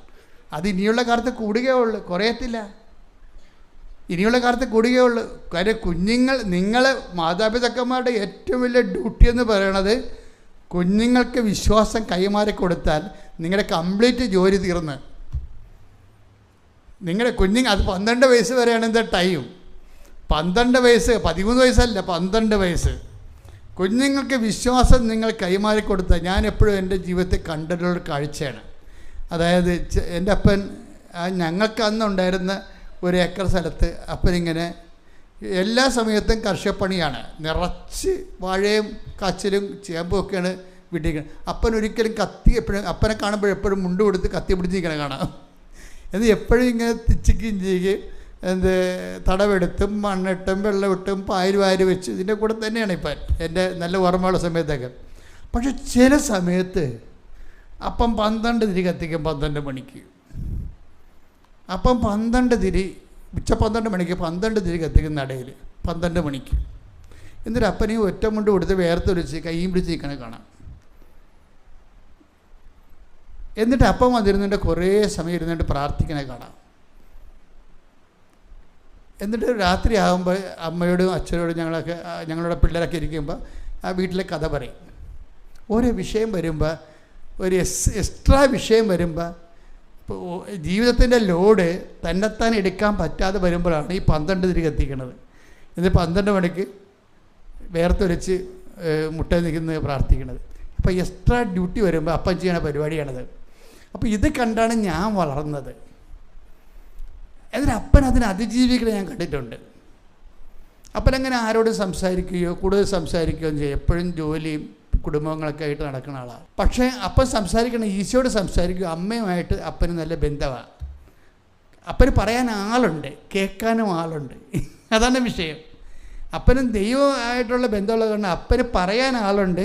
എന്താണ്, അപ്പന് കേൾക്കാനും ആളുണ്ട്. കാര്യം അത് നിസ്സാര ബന്ധമല്ല. ഹൈദരാബാദിൽ നിന്ന് പോരുമ്പോൾ അപ്പൻ ആപ്പടെ വീട്ടിൽ കൊണ്ടുവന്നത് ഈ രണ്ടാം ലോകമഹായുദ്ധം കഴിഞ്ഞിട്ട് ഒരു സ്റ്റോർ കീപ്പറായിരുന്നു, ജോലിയില്ലാഞ്ഞ കാലത്ത്. അന്നത്തെ 10ാം ക്ലാസ്സാണ്. ഒരു സ്റ്റോർ കീപ്പർ ജോലി കിട്ടി. അത് കഴിഞ്ഞപ്പോൾ യുദ്ധം കഴിഞ്ഞപ്പോൾ സ്റ്റോർ അടച്ച്. അപ്പം ജോലിയില്ലാതെ വീട്ടിൽ വരുമ്പോൾ കൊണ്ടുവരുന്ന ലൂർദ് മാതാവിൻ്റെ രൂപമാണ്. ഞാൻ എപ്പോഴും നിങ്ങളോട് പറയാറുണ്ട്, ലൂർദ് മാതാവിനെക്കുറിച്ച് പറയാറുണ്ട്. അപ്പം ഞാൻ ഈ പ്രാവശ്യം ലൂർദിൽ ധ്യാനിപ്പിക്കാൻ വേണ്ടി അമ്മ എന്നെ വിളിച്ചു ഫ്രാൻസിൽ. ഞാൻ ധ്യാനിപ്പിക്കാൻ പോയപ്പോൾ അവിടുന്ന് അപ്പൻ ചെയ്തത് തന്നെ ഞാൻ ചെയ്തത്. അപ്പൻ്റെ രൂപം അപ്പൻ്റെ കാലത്ത് തന്നെ പൊട്ടിപ്പോയായിരുന്നു. അന്ന് അപ്പം മരിക്കുകയും ചെയ്തു. പിറ്റേ ദിവസം അപ്പം മരിക്കുകയും ചെയ്തു. അപ്പോൾ ആ രൂപം വീട്ടിലില്ല. ഞാൻ വീട്ടിൽ പോയി, വീട് എല്ലാവരും മരിച്ച് തീർന്നു കഴിഞ്ഞപ്പോൾ ഞാൻ മാത്രമായി, പെങ്ങൾ മാത്രമായപ്പോൾ ഞാൻ ഒറ്റയ്ക്ക് വീട്ടിൽ പോയി ഒരു JCB എടുത്ത് എൻ്റെ പറമ്പ് മൊത്തം കളപ്പിച്ച് ലൂർദ് മാതാവിൻ്റെ പൊട്ടി രൂപം കണ്ടെത്താൻ വേണ്ടി. എത്ര രൂപ മുടക്കി? അന്ന് കുടുംബത്തിൽ വെച്ച് എൻ്റെ കുഞ്ഞുനാളിൽ പ്രാർത്ഥിച്ച ആ രൂപം കണ്ടെത്താൻ വേണ്ടി ഒരു JCB എടുത്ത് 3 ദിവസം വീട് മുഴുവൻ ആ പറമ്പ് മുഴുവൻ കിളപ്പിച്ച് ആ രൂപം കണ്ടെത്താൻ വേണ്ടി. കിട്ടിയില്ല. ഞാൻ അവസാനം ലൂർദിൽ പോയി ധ്യാനിപ്പിച്ചപ്പോൾ, ധ്യാനം കഴിഞ്ഞപ്പോൾ ഞാൻ പറഞ്ഞു, വീട്ടിലൊരു രൂപം ഉണ്ടായിരുന്നു, അത് എവിടെന്നെങ്കിലും വാങ്ങിക്കണം, ലൂർദിൽ വന്നിരിക്കണത് അതിന് വേണ്ടിയാണെന്ന് പറഞ്ഞു. ഞാൻ പിന്നെ അവിടെ പോയി, സിസ്റ്റർ എന്നെ ഒരു സ്ഥലത്ത് കൊണ്ടുപോയി, ഷീബ സിസ്റ്റർ എന്നെ ഒരു സ്ഥലത്ത് കൊണ്ടുപോയി. അപ്പോൾ $25 ഒരു രൂപം വാങ്ങിച്ച്. അപ്പോൾ വീട്ടിൽ പണ്ടുണ്ടായിരുന്ന അതേ രൂപം അതിന്. അപ്പോൾ എന്താ പ്രശ്നം? നമ്മൾക്കിതൊക്കെ സീരിയസാണ് വിഷയം. ഇതൊക്കെ ഒരു അനുഷ്ഠാനം പോലെ ചെയ്യുകയല്ല, ഇത് ജീവിതത്തിൻ്റെ അടിസ്ഥാനം പോലെ ചെയ്യുകയാണ്. അനുഷ്ഠാനവും അടിസ്ഥാനവും തമ്മിൽ വ്യത്യാസമുണ്ട്. ദൈവത്തിന് തോന്നണം. അതാണ് ഞാൻ പറഞ്ഞത്, അപ്പന് പറയാൻ ആളുണ്ടായിരുന്നു, അപ്പനെ കേൾക്കാനും ആളുണ്ടായിരുന്നു. അത് ആണ് സീരിയസ് വിഷയമാണ്. നമ്മൾ ദൈവമായിട്ട് ഇങ്ങനെ ജീവിക്കുമ്പോൾ വിനീഷയുടെ സാക്ഷ്യം എന്താ? വിനീഷ പറയണത്, ഞാൻ എൻ്റെ കൂട്ടുകാരത്തിൽ പറഞ്ഞ് ഉടമ്പടി എടുത്ത് അപ്പോൾ ഞാൻ ആ ക്ലാസ്സൊക്കെ കേട്ട് ആ ഉടമ്പടിയെ കുറച്ച് നിറച്ച വസ്തുക്കളൊക്കെ കിട്ടി, ഉടമ്പടി ചെയ്തു. ഞാനതൊക്കെ പാലിക്കുന്നുണ്ട്. പക്ഷേ എൻ്റെ ഉള്ളിൽ തട്ടണില്ല ഈ വിഷയങ്ങളൊന്നും. കാര്യം ഞാനിങ്ങനെ അവിടെ ക്ലാസ് കേട്ടനുസരിച്ച് യാന്ത്രികമായിട്ട് ചെയ്തു പോകുകയാണല്ലോ. എനിക്കാണെങ്കിൽ ടെൻഷനൊന്നും മാറണമില്ല, എന്ത് ചെയ്യണമെന്ന് അറിയാനും പാടില്ല. ടെസ്റ്റുകൾ പലതും എഴുതുന്നുണ്ട്, പല എലിജിബിലിറ്റി ടെസ്റ്റും PhDക്ക് വേണ്ടി എഴുതുന്നുണ്ട്, എഴുതണമെല്ലാം പൊട്ടണുണ്ട്. ഞാൻ ആ പട ലെഫ്റ്റ് ഇൻ ദി എയറാണ്. അവസാനം ഞാൻ ഉടമ്പടി തന്നെത്താൻ പുതുക്കിയപ്പോഴാണ് എനിക്കൊരു ഐഡിയ കിട്ടിയത് ഉടമ്പടിയെക്കുറിച്ച്.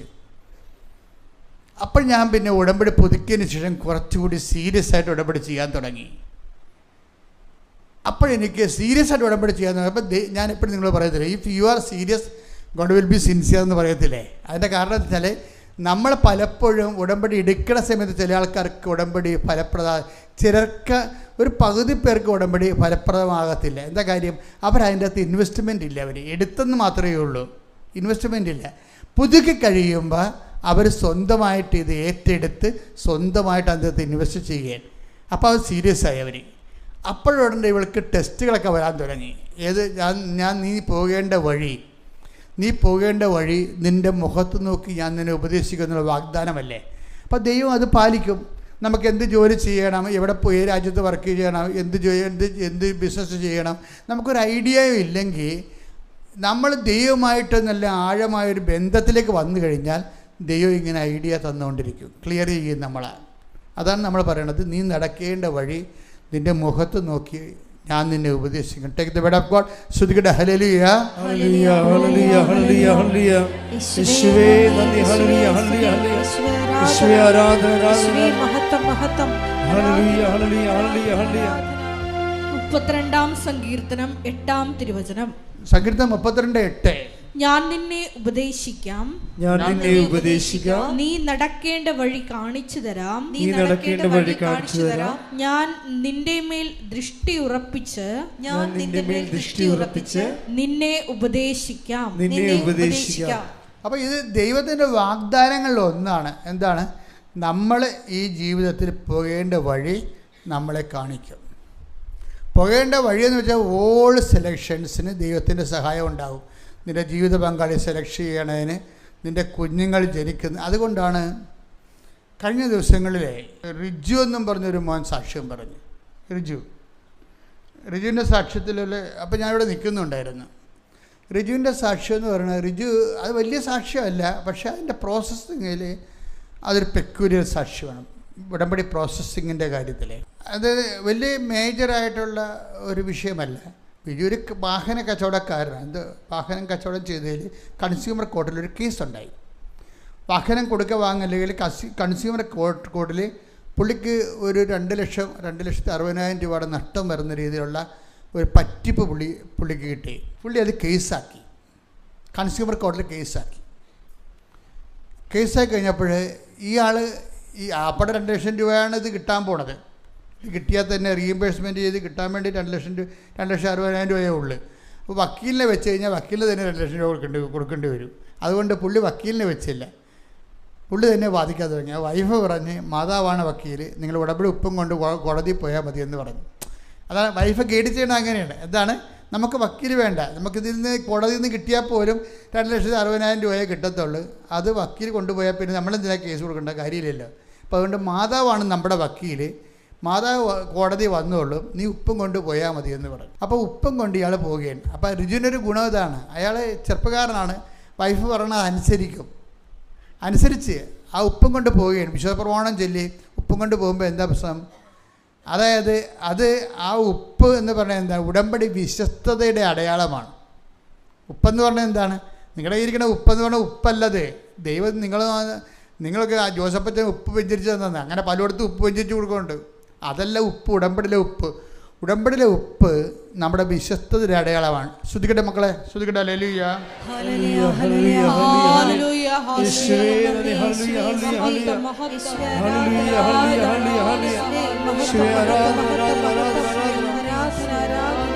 സംഖ്യാപുസ്തകം 18:19 എടുത്ത്. സംഖ്യ 18:19. ശ്രുതിക്കട്ടെ. ഹല്ലേലൂയ. ഇസ്രായേൽ ജനം കർത്താവിന് നിരാജനമായി സമർപ്പിക്കുന്ന വിശുദ്ധ കാഴ്ചകളെല്ലാം നിനക്കും പുത്രന്മാർക്കും പുത്രിമാർക്കും ശാശ്വത അവകാശമായി ഞാൻ നൽകുന്നു. കർത്താവിന്റെ സന്നിധിയിൽ നിനക്കും സന്തതികൾക്കും ഇത് എന്നേക്കും നിലനിൽക്കുന്ന അലംഘനീയമായ ഉടമ്പടിയായിരിക്കും. അപ്പോൾ ഉടമ്പടി ഉപ്പ് നിരാജ എന്ന് വെച്ച് കഴിഞ്ഞാൽ ലവണ ഉടമ്പടി, ഉപ്പ് തളിച്ചതെന്ന് അർത്ഥം. അതിൻ്റെ അർത്ഥം ഉപ്പ് തളിച്ചതിൻ്റെ ഉദ്ദേശം എന്താണ്? നിനക്കും ദൈവത്തിനും തമ്മിൽ ഇത് ശാശ്വതമായ ഉടമ്പടിയായിരിക്കും. അതായത് വിശ്വസ്തതയാണ് അവിടുത്തെ സബ്ജക്റ്റ്. അപ്പം നമ്മൾ ഉപ്പ് കയ്യിൽ പിടിച്ചു കഴിഞ്ഞാൽ I am faithful to the covenant എന്നതിൻ്റെ അർത്ഥം. ഞാൻ എൻ്റെ ദൈവവുമായിട്ട് ഉടമ്പടി വിശ്വസ്തതയാണ്. അത്രയും ഭയങ്കര ആഴമായ പ്രതീകങ്ങളാണ് ഉള്ളത്. പിന്നെ അല്ല, വേറെ ഉപ്പ് ഭയങ്കര സംഭവമാണ് ശരിക്കും പറഞ്ഞാൽ. നിങ്ങൾക്കൊക്കെ ഇതില്ലാത്തതെന്തറിയാമോ? നിങ്ങൾ ഈ നൊവേനപ്പാട്ടിൽ നിന്നും പല അച്ഛന്മാരൊക്കെ അവിടെ ഇവിടെയൊക്കെ ഇരുന്ന് പിശാചിപ്പിടുത്തക്കാരൊക്കെ എല്ലാവരും ഉപ്പ് വെഞ്ചരി കൊടുക്കണില്ലേ? അതുപോലെ എന്തോ സംഭവമാണെന്ന് ഇത് വിചാരിക്കണേ. ദിസ് ഇസ് നോട്ട് ദൈ ടിക്കറ്റ്. ഇത് ഉടമ്പടിയുടെ ഘടകമാണ്, അവിഭാജ്യ ഘടകമാണ്. ഇതിൻ്റെ ഉദ്ദേശം എന്താണ്? ഇതിൻ്റെ ഉദ്ദേശം നമ്മളെടുത്തേ, അതായത് കർത്താവാണ് എൻ്റെ അവകാശം. ലേവ്യർ 2:13 എടുത്തേ. ലേവ്യർ 2:13. ലേവ്യർ 2:13. ലേവ്യർ 2:13. ധാന്യബലിയിൽ നിന്ന് നിന്റെ ദൈവത്തിന്റെ ഉടമ്പടിയുടെ ഉപ്പ് നീക്കിക്കളയരുത്. എല്ലാ ധാന്യബലിയോടും കൂടെ ഉപ്പ് സമർപ്പിക്കണം. അപ്പം എന്താ വിഷയം എന്ന് വെച്ച് കഴിഞ്ഞാൽ, ധാന്യബലികളുടെ കൂടെ ഉപ്പ് സമർപ്പിക്കുമ്പോൾ അത് നമ്മുടെ വിശ്വാസത്തെയും വിശ്വസ്തതയുടെയും സമർപ്പണമാണ് അവിടെ വരുന്നത്. 18:20 എടുത്ത്. ശ്രുതികട്ടെ. ഹല്ലേലൂയ.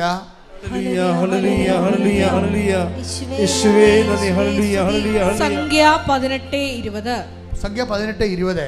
കർത്താവ് അഹ്റോനോട് അരുളി ചെയ്തു, ഇസ്രായേലിൽ നിനക്ക് ഭൂമി അവകാശമായി ലഭിക്കുകയില്ല. അവരെ പോലെ നിനക്ക് ഓഹരിയും ഉണ്ടായിരിക്കുകയില്ല. ഞാനാണ് നിന്റെ അവകാശവും ഓഹരിയും. ഇതിന്റെ വിഷയം എന്ന് പറയണത്, ഈ അഹ്റോൻ ലേവ്യ പുരോഹിതനാണ്. ലേവയർ എന്ന് പറഞ്ഞ ഒരു ഗോത്രമാണ്. മോസസ് 12 വാഗ്ദാന നാട് പ്രാപിച്ചതിന് ശേഷം മോസസ് ഇവർക്ക് വാഗ്ദാന നാട് പ്രാപിക്കാൻ മോസസ് ഇല്ലായിരുന്നു. അതിന് മുമ്പ് തന്നെ പ്രാപിക്കുമെന്നായപ്പോൾ ഇവർക്കിത് വിഭജിച്ച് കൊടുക്കുന്നുണ്ട്. ജോഷുവാണ് അത് എക്സിക്യൂട്ട് ചെയ്യണത്. അപ്പോൾ അങ്ങനെ എക്സിക്യൂട്ട് ചെയ്യുമ്പോൾ മനാസയ്ക്കും ബെഞ്ചമിൻ ഗോത്രത്തിനും യൂദയ ഗോത്രത്തിനൊക്കെ പ്രത്യേകം ലാൻഡ് കൊടുക്കും. പക്ഷേ ഇവർക്ക് ലേവ്യർക്ക് കൊടുക്കത്തില്ല. ലേവ്യ ആരാണ്? വാഗ്ദാന പേടകത്തിലെ ശുശ്രൂഷകരാണ് ലേവ്യർ, പുരോഹിത വർഗമാണ്. അപ്പോൾ അവർ പറയും നിങ്ങൾക്ക് ലാൻഡ് ഇല്ലെന്ന് പറയും, നിങ്ങൾക്ക് അവകാശമില്ലെന്ന് പറയും. എന്താ കാര്യം? ഞാനാണ് നിങ്ങളുടെ. അതൊരു ഭയങ്കര സംഭവമാണ്. ദൈവമാണ് അവകാശമെന്ന്. എന്നിട്ട് നമുക്ക് ക്യാഷ് ആൻഡ് കൈൻഡല്ലേ നമ്മൾ ദൈവത്തോട് അനുഗ്രഹമല്ലേ ചോദിക്കണത്. പക്ഷേ ദൈവത്തിൻ്റെ മനസ്സിരിപ്പ് എന്താ? ക്യാഷ് ആൻഡ് കൈൻഡ് അല്ല നിങ്ങൾ എന്നോട് ചോദിക്കേണ്ടത്, എൻ്റെ അനുഗ്രഹങ്ങളല്ല. നിങ്ങൾ എന്താ ചോദിക്കേണ്ടത്?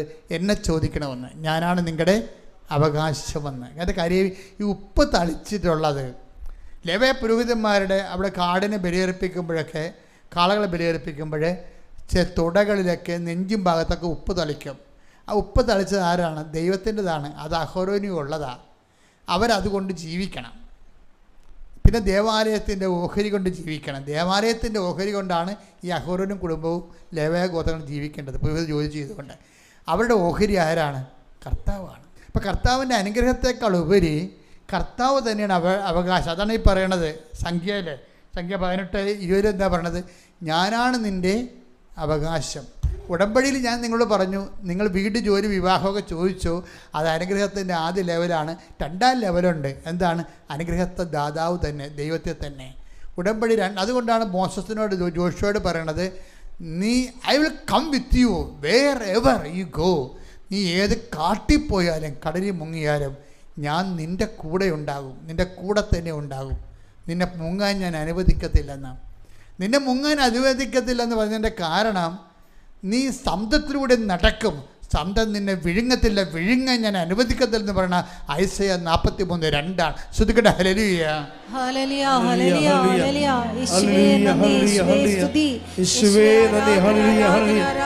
യേശയ്യ 43:2. ആയിഷോളൂ. സമുദ്രത്തിലൂടെ കടന്നു പോകുമ്പോൾ ഞാൻ നിന്നോട് കൂടെ ഉണ്ടായിരിക്കും. നദികൾ കടക്കുമ്പോൾ അത് നിന്നെ മുക്കിക്കളയുകയില്ല. അഗ്നിയിലൂടെ നടന്നാലും നിനക്ക് പൊള്ളലേൽക്കുകയില്ല. ജ്വാല നിന്നെ ദഹിപ്പിക്കുകയുമില്ല. അപ്പം ഇത് സാന്നിധ്യത്തിൻ്റെ ഒരു അടയാളമായിട്ടാണ് ഈ അഗ്നിയിലൂടെ, തീരുടെയും വെള്ളത്തിലൂടെയും മനുഷ്യൻ പോകുന്ന കടങ്ങളാകാം, രോഗങ്ങളാകാം. ഇപ്പം ക്യാൻസർ 4th സ്റ്റേജൊക്കെ അച്ഛൻ പ്രാർത്ഥിക്കുമ്പോഴേ അതിൽ ചില ആൾക്കാരൊക്കെ they are appearing to me as if nothing happened. അവർക്ക് എനിക്ക് മനസ്സിലായിരിക്കണത് അവർക്ക് ഏതാണ്ട് ഒരു ചെറിയ തലവേദന മാത്രമേ ഉള്ളൂ എന്നുള്ള ഒരു രീതിയിലാണ് അവരെന്നോട് ഡീല് ചെയ്യണത്. എന്താ കാര്യം? ഈ ക്യാൻസർ 4th സ്റ്റേജിന് അവർ അഗ്നിയിലൂടെ പോവുകയാണ്, അവർ വെള്ളത്തിലൂടെ നങ്ങുകയാണ്. വെള്ളം മുങ്ങത്തില്ല, വെള്ളം നിന്നെ മുക്കത്തില്ല, അഗ്നി നിന്നെ പൊള്ളിക്കത്തില്ലെന്ന് പറഞ്ഞാൽ ഇവരിതിൻ്റെ ആ വേദനയും ചൂരും ഇവരനുഭവിക്കുന്നില്ല. കർത്താവ് അവർക്ക് ആന്തരിക അഭിഷേകം നൽകിക്കൊണ്ട് വേദന അനുഭവിക്കാത്ത, ആന്തരിക സമാധാനം നഷ്ടപ്പെടാത്ത രീതിയിൽ അവർക്ക് അഭിഷേകം നൽകിയിരിക്കുമ്പോൾ അവരെന്താ വസിക്കണത്? ദൈവം തന്നെയാണ് വസിക്കുന്നത്. അതാണ് അഭിഷേകം. കൈയടിച്ച് ശ്രദ്ധിക്കട്ടെ ഹല്ലേലൂയ. അഭിഷേകത്തെ സഹായിക്കുന്ന ഉടമ്പടി ഫോർമുലയാണ് യോഹന്നാൻ 15:10. നമുക്കറിയാം, നമ്മൾ അനുഗ്രഹ ലെവലിൽ നിന്ന് ഒരു വ്യക്തി 2ാം ഘട്ടത്തിലേക്ക്, ആത്മീയ വളർച്ച 2ാം ഘട്ടത്തിലേക്ക് എത്തുന്നത് അഭിഷേക ലെവലിലാണ്. അതിന് നമ്മളെ സഹായിക്കുന്ന സുവിശേഷ ഫോർമുലയുണ്ട്. അതാണ് യോഹന്നാൻ 15:10. ഞാൻ എൻ്റെ പിതാവിൻ്റെ കൽപ്പനകൾ പാലിച്ച്, ഏറ്റു പറഞ്ഞേ, ഞാൻ എൻ്റെ പിതാവിന്റെ കൽപ്പനകൾ പാലിച്ച് അവിടുത്തെ സ്നേഹത്തിൽ നിലനിൽക്കുന്നത് പോലെ നിങ്ങൾ എൻ്റെ കൽപ്പനകൾ പാലിച്ചാൽ എൻ്റെ സ്നേഹത്തിൽ നിലനിൽക്കും. എൻ്റെ പ്രിയപ്പെട്ടവരെ, ഈ വചനം ഒന്ന് കേട്ടിട്ട് എൻ്റെ മക്കൾ ഒന്നുകൂടി പറയണം. അത് യോഹന്നാൻ 15:10. ഞാൻ എൻ്റെ പിതാവിൻ്റെ കൽപ്പനകൾ പാലിച്ച് അവിടുത്തെ സ്നേഹത്തിൽ നിലനിൽക്കുന്നത് പോലെ ഞാൻ എൻ്റെ പിതാവിൻ്റെ കൽപ്പനകൾ പാലിച്ച് അവിടുത്തെ സ്നേഹത്തിൽ നിലനിൽക്കുന്നത് പോലെ അവിടുത്തെ സ്നേഹത്തിൽ നിലനിൽക്കുന്നത് പോലെ നിങ്ങൾ എൻ്റെ കൽപ്പനകൾ പാലിച്ചാൽ എൻ്റെ സ്നേഹത്തിൽ നിലനിൽക്കും. അപ്പം ഉടമ്പടിയുടെ ഉദ്ദേശം എന്താണ്? അഭിഷേകത്തിൻ്റെ അടിത്തറ എന്താണെന്ന് ഇപ്പോൾ മനസ്സിലായില്ലേ? ഉടമ്പടിയുടെ ഉദ്ദേശം എന്താണ്? ഉടമ്പടിയുടെ ഉദ്ദേശം പ്രാഥമികമായ ഉദ്ദേശം നിങ്ങൾ പലതും നിങ്ങളുടെ മക്കളുടെ ജോലി അല്ലേ, മക്കളുടെ വിവാഹം, കുഞ്ഞുങ്ങൾ, പിന്നെ കുടുംബ ജീവിത ജോലി, അതുപോലെ തന്നെ കടങ്ങൾ പരിഹരിക്കുക, അങ്ങനെ കുറേ കാര്യങ്ങൾ കർത്താവിനോട് പറഞ്ഞിട്ടുണ്ട്. ആ വിഷയത്തിനെല്ലാം സമാധാനം ഉണ്ടാകുന്നതിനും ഉടമ്പടി തന്നെയാണ് പരിഹാര മാർഗമെന്ന് നമ്മൾ ആദ്യം വായിച്ച് കേട്ടു. അതേത് വചനമാണ്? 2 സാമുവേൽ 23:5. എന്താണ്? രക്ഷയും അനുദിന അഭിലാഷങ്ങളും. അതാണ് തന്നെ ഉടമ്പടി നന്നായി ചിട്ട ചെയ്തിരിക്കുന്ന ഉദ്ദേശം. എന്തിനാണ്? ആ വചനം ഒന്ന് വായിച്ച്. 2 സാമുവേൽ 23:5. 2 സാമുവേൽ 23:5. അവിടുന്ന് എന്നോട് ശാശ്വതമായ ഉടമ്പടി ചെയ്തിരിക്കുന്നു. സുരക്ഷിതമായി സംവിധാനം ചെയ്ത ഉടമ്പടി. അവിടുന്ന് എന്റെ രക്ഷയും അഭിലാഷവും സാധിച്ചു തരും. അഭിലാഷം എന്ന് വെച്ചാൽ ആഗ്രഹം. അതിനകത്താണ് ജോലി, വീട്, വിവാഹം, PR, പെൻഷൻ, ഇങ്ങനെയുള്ള വിസ എല്ലാം ഉള്ളത്. അഭിലാഷങ്ങൾ. അതിനകത്ത് കുറേ വാക്കുകൾ, നല്ല ഇടിവെട്ട് വാക്കുകളുണ്ട്. എന്താ കാര്യം? ഒന്നൊരു വായിച്ച വചനം. അവിടുന്ന് എന്നോട് ശാശ്വതമായ ഉടമ്പടി ചെയ്തിരിക്കുന്നു. ഇതാണ് വിഷയം. നിങ്ങളെ പലരും 90 ദിവസത്തേക്കാണ് ചെയ്തിരിക്കുന്നത്. ദൈവം ആ 90 ദിവസം എന്ന് പറഞ്ഞാൽ ദൈവം അങ്ങനെയല്ല കാണുന്നത്. ദൈവം എന്താ? ദൈവത്തോട് നമുക്ക് 90 ദിവസം ഉടമ്പടി ചെയ്യാൻ പറ്റത്തില്ല. നമുക്ക് നോൻപ് കാലം പോലെ ഒരു പ്രത്യേക കാലം ആചരിക്കാം. പക്ഷെ ഉടമ്പടി ദൈവം കാണുന്നത് എന്താണ്? ശാശ്വതമായിട്ടാണ്. കാര്യം ദൈവം നമ്മളെപ്പോലെ എഴുതാത്ത വെച്ച് മരിച്ചു പോണ ആളല്ല. അപ്പം ദൈവത്തിൻ്റെ ഭാഗത്തു നിന്ന് ഉടമ്പടി ശാശ്വതമാണ്. അതുകൊണ്ട് അത് ശാശ്വതമാണെന്ന് പറയാൻ വേണ്ടി ദൈവം പറഞ്ഞിരിക്കുന്ന വേറെ വാക്കുണ്ട്. എന്താണ്? നിങ്ങളിനി കുറച്ച് കഴിഞ്ഞ് കഴിഞ്ഞാൽ ഉഴപ്പമായിരിക്കും, പക്ഷെ എന്നാലും നിങ്ങൾ അവിശ്വസ്തരായിരുന്നാലും ഞാൻ ആ വചനം ഒന്ന് വായിച്ചേ. ശ്രദ്ധിക്കട്ടെ. ഹല്ലേലൂയ, ഹല്ലേലൂയ, ഹല്ലേലൂയ, ഹല്ലേലൂയ, ഹല്ലേലൂയ. യേശുവേ നന്ദി. ഹല്ലേലൂയ, ഹല്ലേലൂയ. യേശുവേ ആരാധന, ആരാധന, ആരാധന. യേശുവേ മഹത്വം, മഹത്വം, മഹത്വം, മഹത്വം, മഹത്വം. ഹല്ലേലൂയ, ഹല്ലേലൂയ.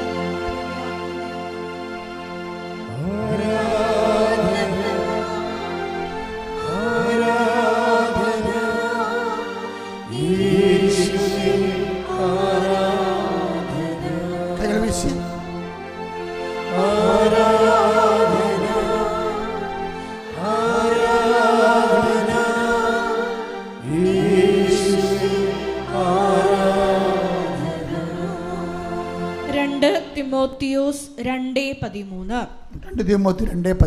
നാം അവിശ്വസ്തരായിരുന്നാലും അവൻ വിശ്വസ്തനായിരിക്കും. എന്തെന്നാൽ തന്നെ തന്നെ നിഷേധിക്കുക അവന് സാധ്യമല്ല. അപ്പൊ 90 ദിവസം കഴിഞ്ഞാലും ഇനി നിങ്ങളെ ഉടമ്പടി നീലയായി, ഇനി മാതാവിൻ്റെ സിൽവർ ഗ്രേയിൽ കടലിലേക്ക് നിങ്ങൾ പോയാലും ശരി, നിങ്ങളിടയ്ക്ക് പിന്നീട് ഉടമ്പടി നിങ്ങൾക്ക് ചെയ്യാൻ പറ്റാത്ത അവസ്ഥ വന്നാലും പിന്നെന്താ? ദൈവം, നിങ്ങൾ അവിശ്വസ്തരായിരുന്നാലും ദൈവം.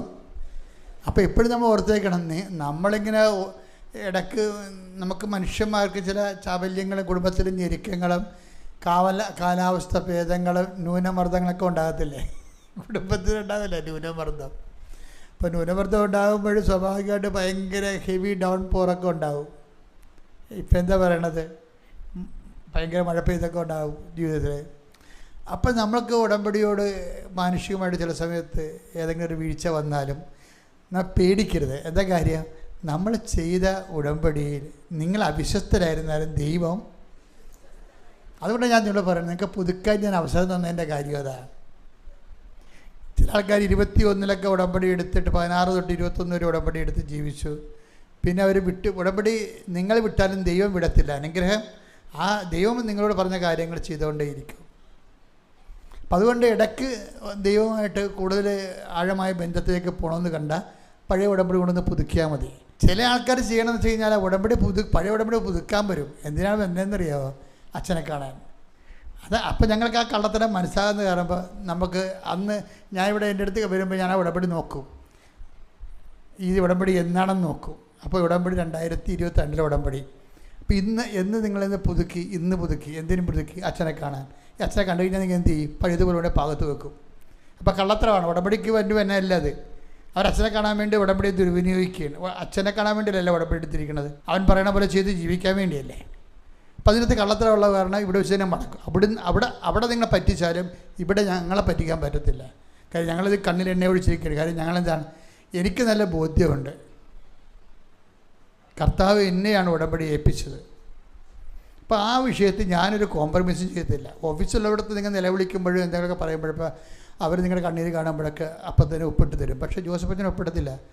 കാരണം നിങ്ങളുടെ വിഷയങ്ങൾ കൈകാര്യം ചെയ്യാനല്ല എന്നെ ഏൽപ്പിച്ചിരിക്കുന്നത് ദൈവം പറയണ പോലെ നിങ്ങളെ ജീവിപ്പിക്കാനാണ് ഏൽപ്പിച്ചിരിക്കുന്നത്. അപ്പം ഞാൻ അതിനെ പ്രാധാന്യം കൊടുക്കത്തുള്ളൂ. ഞാൻ പറഞ്ഞു, നിങ്ങൾ പോയി മര്യാദയ്ക്ക് ഉടമ്പടി 90 ദിവസം ഇപ്പോൾ 2 ഇടയ്ക്ക് ഗ്യാപ്പ് വന്നില്ലേ? അപ്പോൾ 2000 ഇപ്പോൾ ഉടമ്പടി പുതുക്കിയില്ല, ഇനി ഒന്ന് പോയി ജീവിക്ക്, 2 മാസം കഴിഞ്ഞിട്ട് വരാൻ പറയും. എന്താ കാര്യം? ഉടമ്പടിയിലുള്ള ആളെയാണ് കാണാൻ പറ്റത്തുള്ളൂ. ഈ 10-15 ലക്ഷം ആൾക്കാർ ഉടമ്പടി എടുത്തിട്ടില്ലേ? അപ്പോൾ ഇവരെ എല്ലാവരും കാണും. തീർച്ചയായിട്ടും കാണാത്തവരുണ്ട്. ഒരു ദിവസം ഞാൻ 300 പേരൊക്കെയാണ് കാണുന്നത്. കാണേണ്ട കാര്യമുണ്ടെങ്കിൽ കണ്ടാൽ മതിയല്ല. ഉടമ്പടിക്ക് ശരിക്കും ഞാൻ പക്കാ ഉടമ്പടിക്ക് അച്ഛനെ കാണേണ്ട ഒരു കാര്യവും വരത്തില്ല. ഇവിടെ ഉടമ്പടി സിൽവർ ഗ്രേ ആയിട്ട് പോകുന്ന ആൾക്കാർ അവർ അച്ഛനെ കാണാത്തവരുണ്ട്. അവർ ഓഫീസിൽ ചോദിക്കും, ഉടമ്പടി ഇത്രയും ആയില്ല, അച്ഛനെ കാണണ്ടേ? ഇല്ല, കാണണ്ട.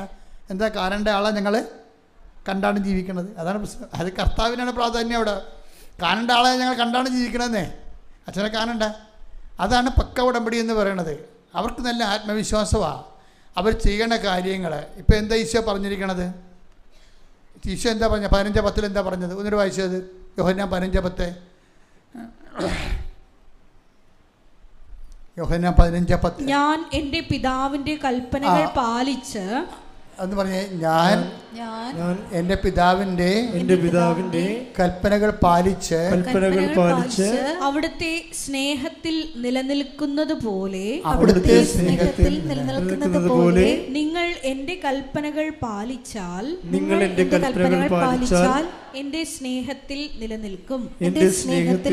ഉടമ്പടി എന്ന് പറഞ്ഞാൽ എന്താണ്? അവൻ പറയണത് പോലെ ചെയ്യുക എന്ന് വെച്ച് കഴിഞ്ഞാൽ അവൻ്റെ കൽപ്പനകൾ പാലിച്ച് ജീവിക്കുക. ഈ അവൻ്റെ കൽപ്പനകൾ പാലിച്ച് ജീവിക്കുന്നതാണ് ഉടമ്പടി ജീവിതം എന്ന് പറയണത്, അല്ലേ? അതിൻ്റെ അകത്ത് പ്രാർത്ഥന മാത്രമല്ല, അവൻ്റെ എല്ലാ കൽപ്പനകളും നമ്മൾ പാലിക്കുകയാണ്. ഞാൻ രോഗിയായിരുന്നു, നിങ്ങൾ എന്നെ സന്ദർശിച്ചു, നിങ്ങൾ ഭൂമിയുടെ അതിർത്തികളിലൂടെ എൻ്റെ സാക്ഷികളായിരിക്കും. ഈ റിജു എന്ന് പറഞ്ഞ സഹോദരൻ സാക്ഷ്യം പറഞ്ഞപ്പോൾ എന്താ പറഞ്ഞതെന്നറിയാവോ? വൈഫാ, ഞാൻ എന്തിനാ സാക്ഷ്യം പറയാമെന്നറിയാവോ? ദൈവം തന്ന ഒരു അനുഗ്രഹവും മൂടി വെക്കരുത്. അതെന്താണ്? ആ ദൈവം തന്ന അനുഗ്രഹം മറ്റുള്ളവർക്ക് വിശ്വാസം വർദ്ധിക്കാൻ വേണ്ടി ദൈവം നമുക്ക് തന്നതാണ്. അത് അപ്പം നിനക്ക് റിജു പക്ഷേ ഒരു ഉടമ്പടിയെ എടുത്തിട്ടുള്ളത്. ആ ഉടമ്പടിയിലുള്ള ആൾക്ക് കിട്ടിയ ബോധ്യം കണ്ടില്ലേ? ഞാൻ എന്തിനാ ഉടമ്പടിയുടെ സാക്ഷ്യം പറയണമെന്നറിയാവോ? ദൈവത്തിൻ്റെ അനുഗ്രഹങ്ങളൊന്നും മൂടി വെക്കരുത്. എന്താ കാര്യം? അത് നിങ്ങൾക്കുള്ളതല്ല, അത് മറ്റുള്ളവർക്ക് വിശ്വാസം വർദ്ധിപ്പിക്കാൻ നിങ്ങൾക്ക് ദൈവം തന്നതാണ്. അപ്പോൾ മറ്റുള്ള വിശ്വാസം വർദ്ധിക്കാൻ വേണ്ടി നിങ്ങളത് പരസ്യമായി പറയണം. കണ്ട, ഇപ്പം എന്തൊരു ബോധ്യമാണ് ആൾക്കാർക്ക് കിട്ടണമെന്ന് നോക്കിയേ. അപ്പോൾ സാക്ഷ്യം കിട്ടിയിട്ട് 3 കൊല്ലമായിട്ടും പറയാത്ത ഒരാൾക്കാരൊക്കെ ഉണ്ട്, സാക്ഷ്യം കിട്ടിയിട്ട്. പക്ഷേ അതിനകത്ത് വിഷയം പറയണമെന്ന് വെച്ച് കഴിഞ്ഞാൽ, നിങ്ങൾക്ക് ഗുരുതരമായൊരു വിഷയം വന്നാൽ ഞാൻ ഏറ്റെടുത്താലും ദൈവം ഏറ്റെടുക്കത്തില്ല. നിങ്ങൾ കരച്ചതിന് വിഷമം കാണുമ്പോൾ ഞാനത് ഏറ്റെടുക്കും. പക്ഷേ നിങ്ങൾ പണ്ട് ദൈവത്തിനെ പറ്റി ജീവിച്ചിരിക്കുന്ന ആളായ കാരണം, ദൈവം അവിശ്വസ്ത വ്യക്തികളായത് കാരണം, പറ്റിപ്പഴപ്പിന് മാത്രം ദൈവത്തെ ദുർവിനിയോഗിച്ച കാരണം ദൈവം ഏറ്റെടുക്കത്തില്ല. നമ്മുടെ കയ്യിൽ നിന്ന് കുറ്റകൃത്യം ക്രൈം ഉണ്ടാകാതിരിക്കാൻ നോക്കണം. സാക്ഷ്യം പറയാതിരിക്കുന്നത് ഒരു ക്രൈമാണ്, ശരിക്കും പറഞ്ഞാൽ ഒരു കുറ്റകൃത്യമാണ്. എന്താണ്? നിൻ്റെ വിശ്വാസം വർദ്ധിപ്പിക്കാൻ വേണ്ടിയും മറ്റുള്ളവരുടെ വിശ്വാസം വർദ്ധിപ്പിക്കാൻ വേണ്ടിയും കർത്താവ് എന്താ പറഞ്ഞത്? ശിമയോനെ, സത്താൻ നിന്നെ ഗോതമ്പ് മണിയും പോലെ പാറ്റാൻ നോക്കുകയായിരുന്നു, ഞാൻ നിനക്ക് വേണ്ടി പ്രാർത്ഥിക്കുകയായിരുന്നു, നീ എഴുന്നേറ്റ് നിൻ്റെ സഹോദരങ്ങളെ ബലപ്പെടുത്തുക. അല്ലേ? അപ്പം നമുക്കൊരു ബാധ്യതയുണ്ട്. എന്താണ്? വിശ്വാസം കുറഞ്ഞു പോയ ആൾക്കാരെ ബലപ്പെടുത്താനൊരു ബാധ്യതയുണ്ട്. Take the word of God. ശ്രുതികട്ടെ ഹല്ലേലൂയ. Hallelujah hallelujah hallelujah hallelujah. യേശുവേ നന്ദി. ഹല്ലേലൂയ hallelujah hallelujah. Hallelujah hallelujah hallelujah ഹല്ലേലൂയ. ലൂക്ക 22:31-32 തിരുവചനങ്ങൾ. ലൂക്ക 22:31. ശിമയോൻ ശിമയോൻ, ഇതാ സാത്താൻ നിങ്ങളെ ഗോതമ്പ് പോലെ പാറ്റാൻ ഉദ്യമിച്ചു. എന്നാൽ നിന്റെ വിശ്വാസം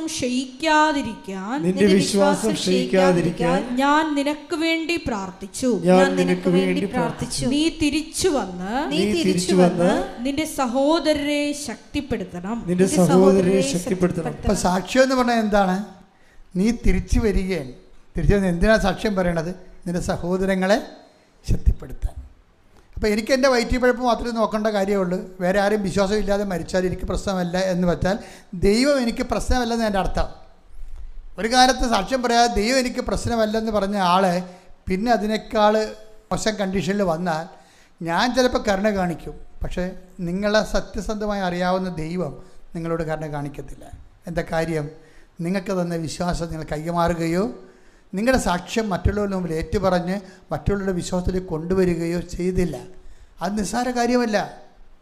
ഉടമ്പടി കഴിഞ്ഞാൽ ഉടനെയുള്ള ദൈവിക ഉത്തരവാദിത്വം എന്താണ്? സാക്ഷ്യം പറയുന്നുള്ളതാണ്. ആ സാക്ഷ്യം സന്തോഷത്തോടെ പറയണം. സാക്ഷ്യം സന്തോഷത്തോടെ പറയണം. ഇപ്പം ചിലർക്ക് സാക്ഷ്യം പറയുമ്പോഴേ എന്തൊരു അഭിഷേകമാണ്. ചില ആൾക്കാർ സാക്ഷ്യം ഒരു ഉത്തരവാദിത്വം പോലെ പറയും. അത് ഉടമ്പടി അങ്ങനെയാണ് ചെയ്യണത്. ഉടമ്പടിയും ചില ആൾക്കാർ ചെയ്യണത് എന്താണ്? ഒരു ഉത്തരവാദിത്വം പോലെ. രാവിലെ എഴുന്നേക്കണം, എഴുന്നേറ്റ് പത്തക്ഷികൾ പ്രാർത്ഥനയിലുള്ള നീലത്തിൽ കത്തിക്കണം, കത്തിച്ച് രാത്രിയിന് എഴുന്നേറ്റിട്ട് കുടുംബ പ്രാർത്ഥന കഴിയുമ്പോൾ പച്ചത്തിരി കത്തിക്കണം, കത്തിച്ച് അവൻ്റെ ഉടമ്പടി പ്രാർത്ഥന ചെല്ലണം, ചെല്ലി. ഇതാണ് അവസ്ഥ ചില ആൾക്കാരുടെ. ആ ഉത്തരവാദിത്തങ്ങൾ മാത്രം. പത്രം കൊണ്ടുപോയി എല്ലാവരും കൊടുക്കണം, കൊടുത്ത് തീർന്ന്. ഉടമ്പടി ഒരു ഉത്തരവാദിത്തം പോലെ ചെയ്ത് ഈ റോബോട്ട് ഉടമ്പടിക്കാരുണ്ട്. യന്ത്രമനുഷ്യർ തിരികെ രാവിലെ എഴുന്നേക്കും കറക്റ്റായിട്ട്. യന്ത്രമനുഷ്യനെ പോലെയാണ് ഈ ഉടമ്പടിയിലുണ്ട് യന്ത്രമനുഷ്യർ. ഇവർ പോലെ. പക്ഷേ എന്താ പ്രശ്നം എന്ന് വെച്ച് കഴിഞ്ഞാൽ ഉടമ്പടി ഒരു ഉത്തരവാദിത്വം നിർവഹിക്കുന്ന കേവലമായ ഒരു അനുഷ്ഠാന ക്രമമല്ല. ഇപ്പോൾ ഈശോ എന്താ പറയണത്? എൻ്റെ കൽപ്പനകൾ പാലിച്ചാൽ നിങ്ങൾ എൻ്റെ സ്നേഹത്തിൽ ഒന്ന് കൈയടിച്ച് ശ്രുതികട്ടെ ഹല്ലേലൂയ.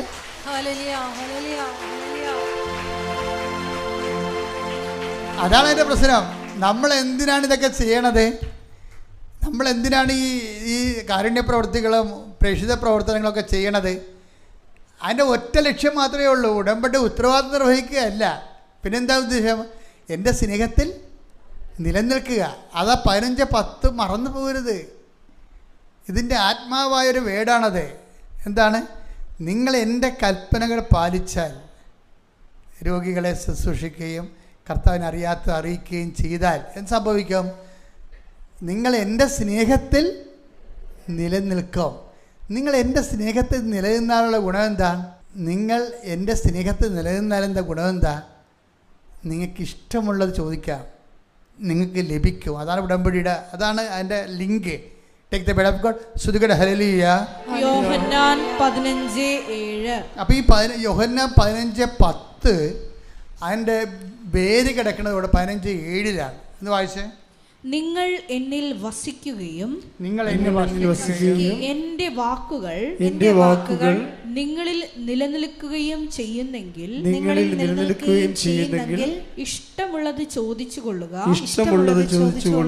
നിങ്ങൾക്ക് ലഭിക്കും. അപ്പൊ ഈ സ്നേഹത്തിൽ വസിക്കുന്നു പറഞ്ഞില്ലേ?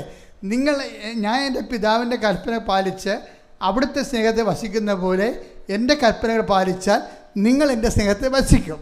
അതായത് 15:10. നിങ്ങൾ എൻ്റെ സ്നേഹത്തിൽ വസിച്ചാൽ എന്ത് സംഭവിക്കും? നിങ്ങൾക്ക് ഇഷ്ടമുള്ളത് ചോദിക്കാം, അത് നിങ്ങൾക്ക് ലഭിക്കും. അതാണ് ലിങ്ക് എന്ന് പറഞ്ഞാൽ അതാണ്. അപ്പോൾ 15:10 എന്ന് പറയണത് അതിൻ്റെ ലിങ്ക്, അതിൻ്റെ വേരുള്ളത് 15:7 ഉള്ളത്. അപ്പോൾ എന്തിനാണ് ഉടമ്പടി എടുക്കണത്? ദൈവത്തിൻ്റെ സ്നേഹത്തിൽ വസിക്കാൻ വേണ്ടിയാണ്. അതിൻ്റെ വിഷയം എന്ന് വെച്ചാൽ സ്നേഹത്തെ വസിക്കുമ്പോൾ ഒരു പ്രശ്നം വെച്ചാൽ അതിന് ഗ്യാപ്പ് വരാതിരിക്കാൻ നോക്കണം. അതിന് ഗ്യാപ്പ് വരാതിരിക്കണേ 15:16 വായിച്ചേ. യോഹന്നാൻ 15:16. നിങ്ങൾ എന്നെ തിരഞ്ഞെടുക്കുകയല്ല, നിങ്ങൾ എന്നെ തിരഞ്ഞെടുക്കുകയല്ല, ഞാൻ നിങ്ങളെ തിരഞ്ഞെടുക്കുകയാണ് ചെയ്തത്. ഞാൻ നിങ്ങളെ തിരഞ്ഞെടുക്കുകയാണ് ചെയ്തത്. നിങ്ങൾ പോയി ഫലം പുറപ്പെടുവിക്കുന്നതിനും നിങ്ങളുടെ ഫലം നിലനിൽക്കുന്നതിനും വേണ്ടി ഞാൻ നിങ്ങളെ നിയോഗിച്ചിരിക്കുന്നു. തന്മൂലം നിങ്ങൾ എന്റെ നാമത്തിൽ പിതാവിനോട് ചോദിക്കുന്നത് എന്തും അവിടുന്ന് നിങ്ങൾക്ക് നൽകും. ഇവിടെ ഒരു വിഷയം മനസ്സിലായത് നിങ്ങൾക്ക്, ഈ 15:10 15:16 തമ്മിൽ ലിങ്ക. 15:10 എന്താ പറയണത്? ഞാൻ എൻ്റെ പിതാവിൻ്റെ കൽപ്പന പാലിച്ച് അവിടുത്തെ സ്നേഹത്തിൽ നിലനിൽക്കുന്ന പോലെ എൻ്റെ കൽപ്പന പാലിച്ചാൽ നിങ്ങൾ എൻ്റെ സ്നേഹത്തിൽ നിലനിൽക്കും. അങ്ങനെ നിങ്ങൾ എൻ്റെ സ്നേഹത്തിൽ നിലനിന്നാൽ 15:7 പറയണത് നിങ്ങൾക്ക് ഇഷ്ടമുള്ള ചോദിക്കാം. പക്ഷെ 15:16 എന്താ പറയണത്? ആ 15:16 ഒന്നിട്ട് വായിച്ചേ. നിങ്ങൾ എന്നെ തിരഞ്ഞെടുക്കുകയല്ല, ഞാൻ നിങ്ങളെ തിരഞ്ഞെടുക്കുകയാണ് ചെയ്തത്. ഈ ഉടമ്പടി, ദൈവകൽപ്പനകൾ പാലിക്കാൻ വേണ്ടി ഉടമ്പടി എന്ന് പറയുന്ന സംഭവം നമ്മൾ ദൈവത്തെ തിരഞ്ഞെടുക്കുകയല്ല ചെയ്തത്. നിങ്ങൾ ആലപ്പുഴ വന്ന് കഴിഞ്ഞ ദിവസങ്ങളിൽ ഒരു വയനാടിൻ്റെ ഉൾവനങ്ങളിൽ നിന്നൊരു ആദിവാസി സഹോദരൻ വന്ന് സാക്ഷ്യം പറഞ്ഞു വിടാം. അദ്ദേഹത്തിൻ്റെ വിഷയം എന്താണ്? അരിവാള രോഗം, സോറിയാസിസാണ്. 7 കൊല്ലമായിട്ട് സോറിയാസിസാണ്. ഞാൻ സിംഗപ്പൂരിൽ പോകുന്ന മുമ്പ് കേട്ട സാക്ഷ്യമാണ്. എന്ന് വെച്ച് കഴിഞ്ഞാൽ അത് എനിക്ക് ആ സ്ഥലങ്ങളൊക്കെ അറിയാം. ഞാൻ വയനാട്ടിൽ ധ്യാനിപ്പിക്കാൻ പോയതാണ്. അപ്പോൾ എനിക്ക് കാട് ഇഷ്ടമായതുകൊണ്ട് ഞാൻ രാവിലെ എഴുന്നേറ്റ് വണ്ടി ആൾക്കാരുടെ കൂടെ കാട്ടി പോകുമായിരുന്നു. അപ്പോൾ ഇവിടെ ഊരൊക്കെ പോയിട്ടുണ്ട്. ഞാനിവിടെ എല്ലാ സ്ഥലങ്ങളിലും തന്നെ അപ്പോൾ എനിക്കറിയാം ഈ സ്ഥലങ്ങളുടെ കിടപ്പൊക്കെ വശമൊക്കെ എനിക്കറിയാം. അപ്പോൾ ആ ഉൾവനങ്ങളിൽ നിന്ന് അവിടെ റോഡും ഇല്ല, ഒന്നുമില്ല, നടന്നു പോകണം. ചിലപ്പോൾ ഒറ്റടിപ്പാത, ചിലപ്പോൾ ഒരു തോട്, വരണ്ട തോട്, പിന്നെ ഒരു കുഞ്ഞു പാലം, നമ്മൾ ചവിട്ടി പിടിച്ചൊക്കെ നമ്മൾ പോകണം. അപ്പോൾ ആ ഉള്ളിൽ നിന്നൊരു മനുഷ്യൻ ഇവിടെ വന്ന് സാക്ഷ്യം പറഞ്ഞ് എന്താണ് പറഞ്ഞത്? ഞങ്ങൾ മന്ത്രങ്ങൾ ചെയ്തു, മരുന്നുകൾ ചെയ്തു, കർണാടകയിൽ പോയി സിദ്ധവൈദ്യനെ കണ്ടു, എന്നിട്ടും മാറിയില്ല. ഉടമ്പടി 7 വർഷമായിട്ട് മാറാത്ത രോഗം ഉടമ്പടി എടുത്തപ്പോൾ ഒറ്റ ആഴ്ച കൊണ്ട് ആ രോഗം മൊത്തം മാറി, സോറിയാസിസും അരിവാൾ രോഗവും. അപ്പോൾ ഇതെന്താ വിഷയം എന്ന് വെച്ച് കഴിഞ്ഞാൽ ഇതിൻ്റെ ഫലം ഇങ്ങനെ നിലനിന്ന് ഭരിക്കുന്നതാണ്. പക്ഷെ നമ്മൾ വിശ്വസിക്കേണ്ട കാര്യം ഈ 15-16 ഗുരുതരമായ ഒരു വിഷയമാണ്. ആ 15-16 ഒന്നുകൂടി വായിച്ചേ. നിങ്ങൾ എന്നെ തിരഞ്ഞെടുക്കുകയല്ല, ഞാൻ നിങ്ങളെ തിരഞ്ഞെടുക്കുകയാണ് ചെയ്തത്. ഇതാണൊരു വിഷയം. കൽപ്പനകൾ പാലിക്കുക എന്ന് പറയുമ്പോഴും അതനുസരിച്ച് ജീവിക്കുക എന്ന് പറയുമ്പോഴും നിങ്ങൾ ഓർക്കും ഞങ്ങൾക്കൊരു പ്രശ്നം ഉണ്ടായി, ഞങ്ങൾ ഉടമ്പടി എടുത്തെന്ന് പറയാം. അങ്ങനെ പറയരുതെന്നാണ് പറയണത്. പ്രശ്നമുള്ളവർ എന്ത് മാത്രം ഉണ്ട് ഇവിടെ? ഞങ്ങൾക്കൊരു പ്രശ്നം ഉണ്ടായി, ഞാൻ പ്രശ്നം മാറാൻ ഞങ്ങൾ ഉടമ്പടി എടുത്തെന്ന് പറയരുത്. മറിച്ച് എന്താണ്? ഉടമ്പടി എടുക്കാൻ ദൈവം എന്നെ ക്ഷണിച്ചു. കൈയ്യടിക്കട്ടെ, സ്തുതിക്കട്ടെ, ഹല്ലേലൂയ.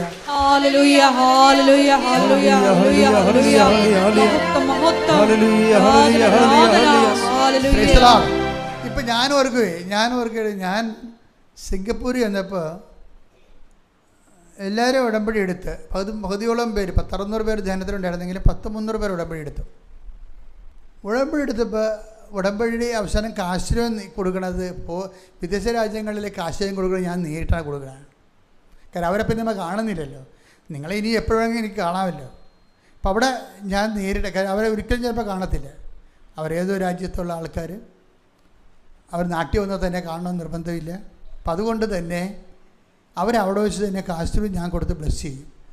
അപ്പോൾ ഞാൻ കാശ്രയം ബ്ലസ് ചെയ്തപ്പോൾ ഇങ്ങനെ ഉടമ്പടി എടുത്ത് എൻ്റെ അടുത്ത് വരുന്ന കാശ്രയം ബ്ലസ് ചെയ്യുന്ന കൊടുക്കുന്നു. അപ്പോൾ ഞാൻ നോക്കുമ്പോൾ ഷീബ എന്നും പറഞ്ഞൊരു മോള്. ഞാൻ പറഞ്ഞു, ഇടി നീ കൃപാസനത്തിന് അടുത്ത താമസിച്ച് സിംഗപ്പൂർ ഒന്ന് ഉടമ്പടി എടുക്കണം. ഇവളെൻ്റെ ഇടവക്കാരത്തിയാണ്. ഞാൻ അപ്പുറത്തെ പള്ളി ഇരിപ്പുണ്ടായിരുന്നല്ല 6 കൊല്ലം.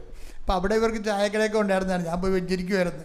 അപ്പോൾ ഞാൻ പറഞ്ഞത്, അന്ന് നീ നാട്ടിൽ ജീവിച്ച കാലത്തൂടെ കൃപാസനത്തിൽ വന്ന് ഉടമ്പടി എടുത്തിട്ടില്ല. ഇപ്പോൾ അവൾ സിംഗപ്പൂർ എത്തിയിട്ട് അവിടെ പോയി ഉടമ്പടി എടുത്തിരിക്കുകയാണ്. അപ്പം നാട്ടിൽ ജീവിക്കുന്ന ആൾക്കാർ ഇന്ന് പോലും പകുതിയോളം ആൾക്കാർ ഉടമ്പടി എടുത്തിട്ടില്ല. ഈ കൃപാസനം ഇത്രയും മൂക്കുമുട്ട കടന്നിട്ട് പോലും ഉടമ്പടി എടുക്കാൻ ചില ആൾക്കാരെ ഈശോ വിളിച്ചിട്ടില്ല. അതാണ് വിഷയം. ഈ കോരവനത്തിൽ കിടക്കുന്ന ആദിവാസിയെ കർത്താവ് വിളിച്ചുകൊണ്ട് വന്ന് സാക്ഷ്യം പറയിപ്പിച്ചു. അതാണ് ഈശോ പറഞ്ഞത്, നിങ്ങൾ എന്നെ തിരഞ്ഞെടുക്കുകയല്ല, ഞാൻ നിങ്ങളെ തിരഞ്ഞെടുക്കുകയാണ്. കൈയടിക്കട്ടെ, സ്തുതിക്കട്ടെ, ഹല്ലേലൂയ.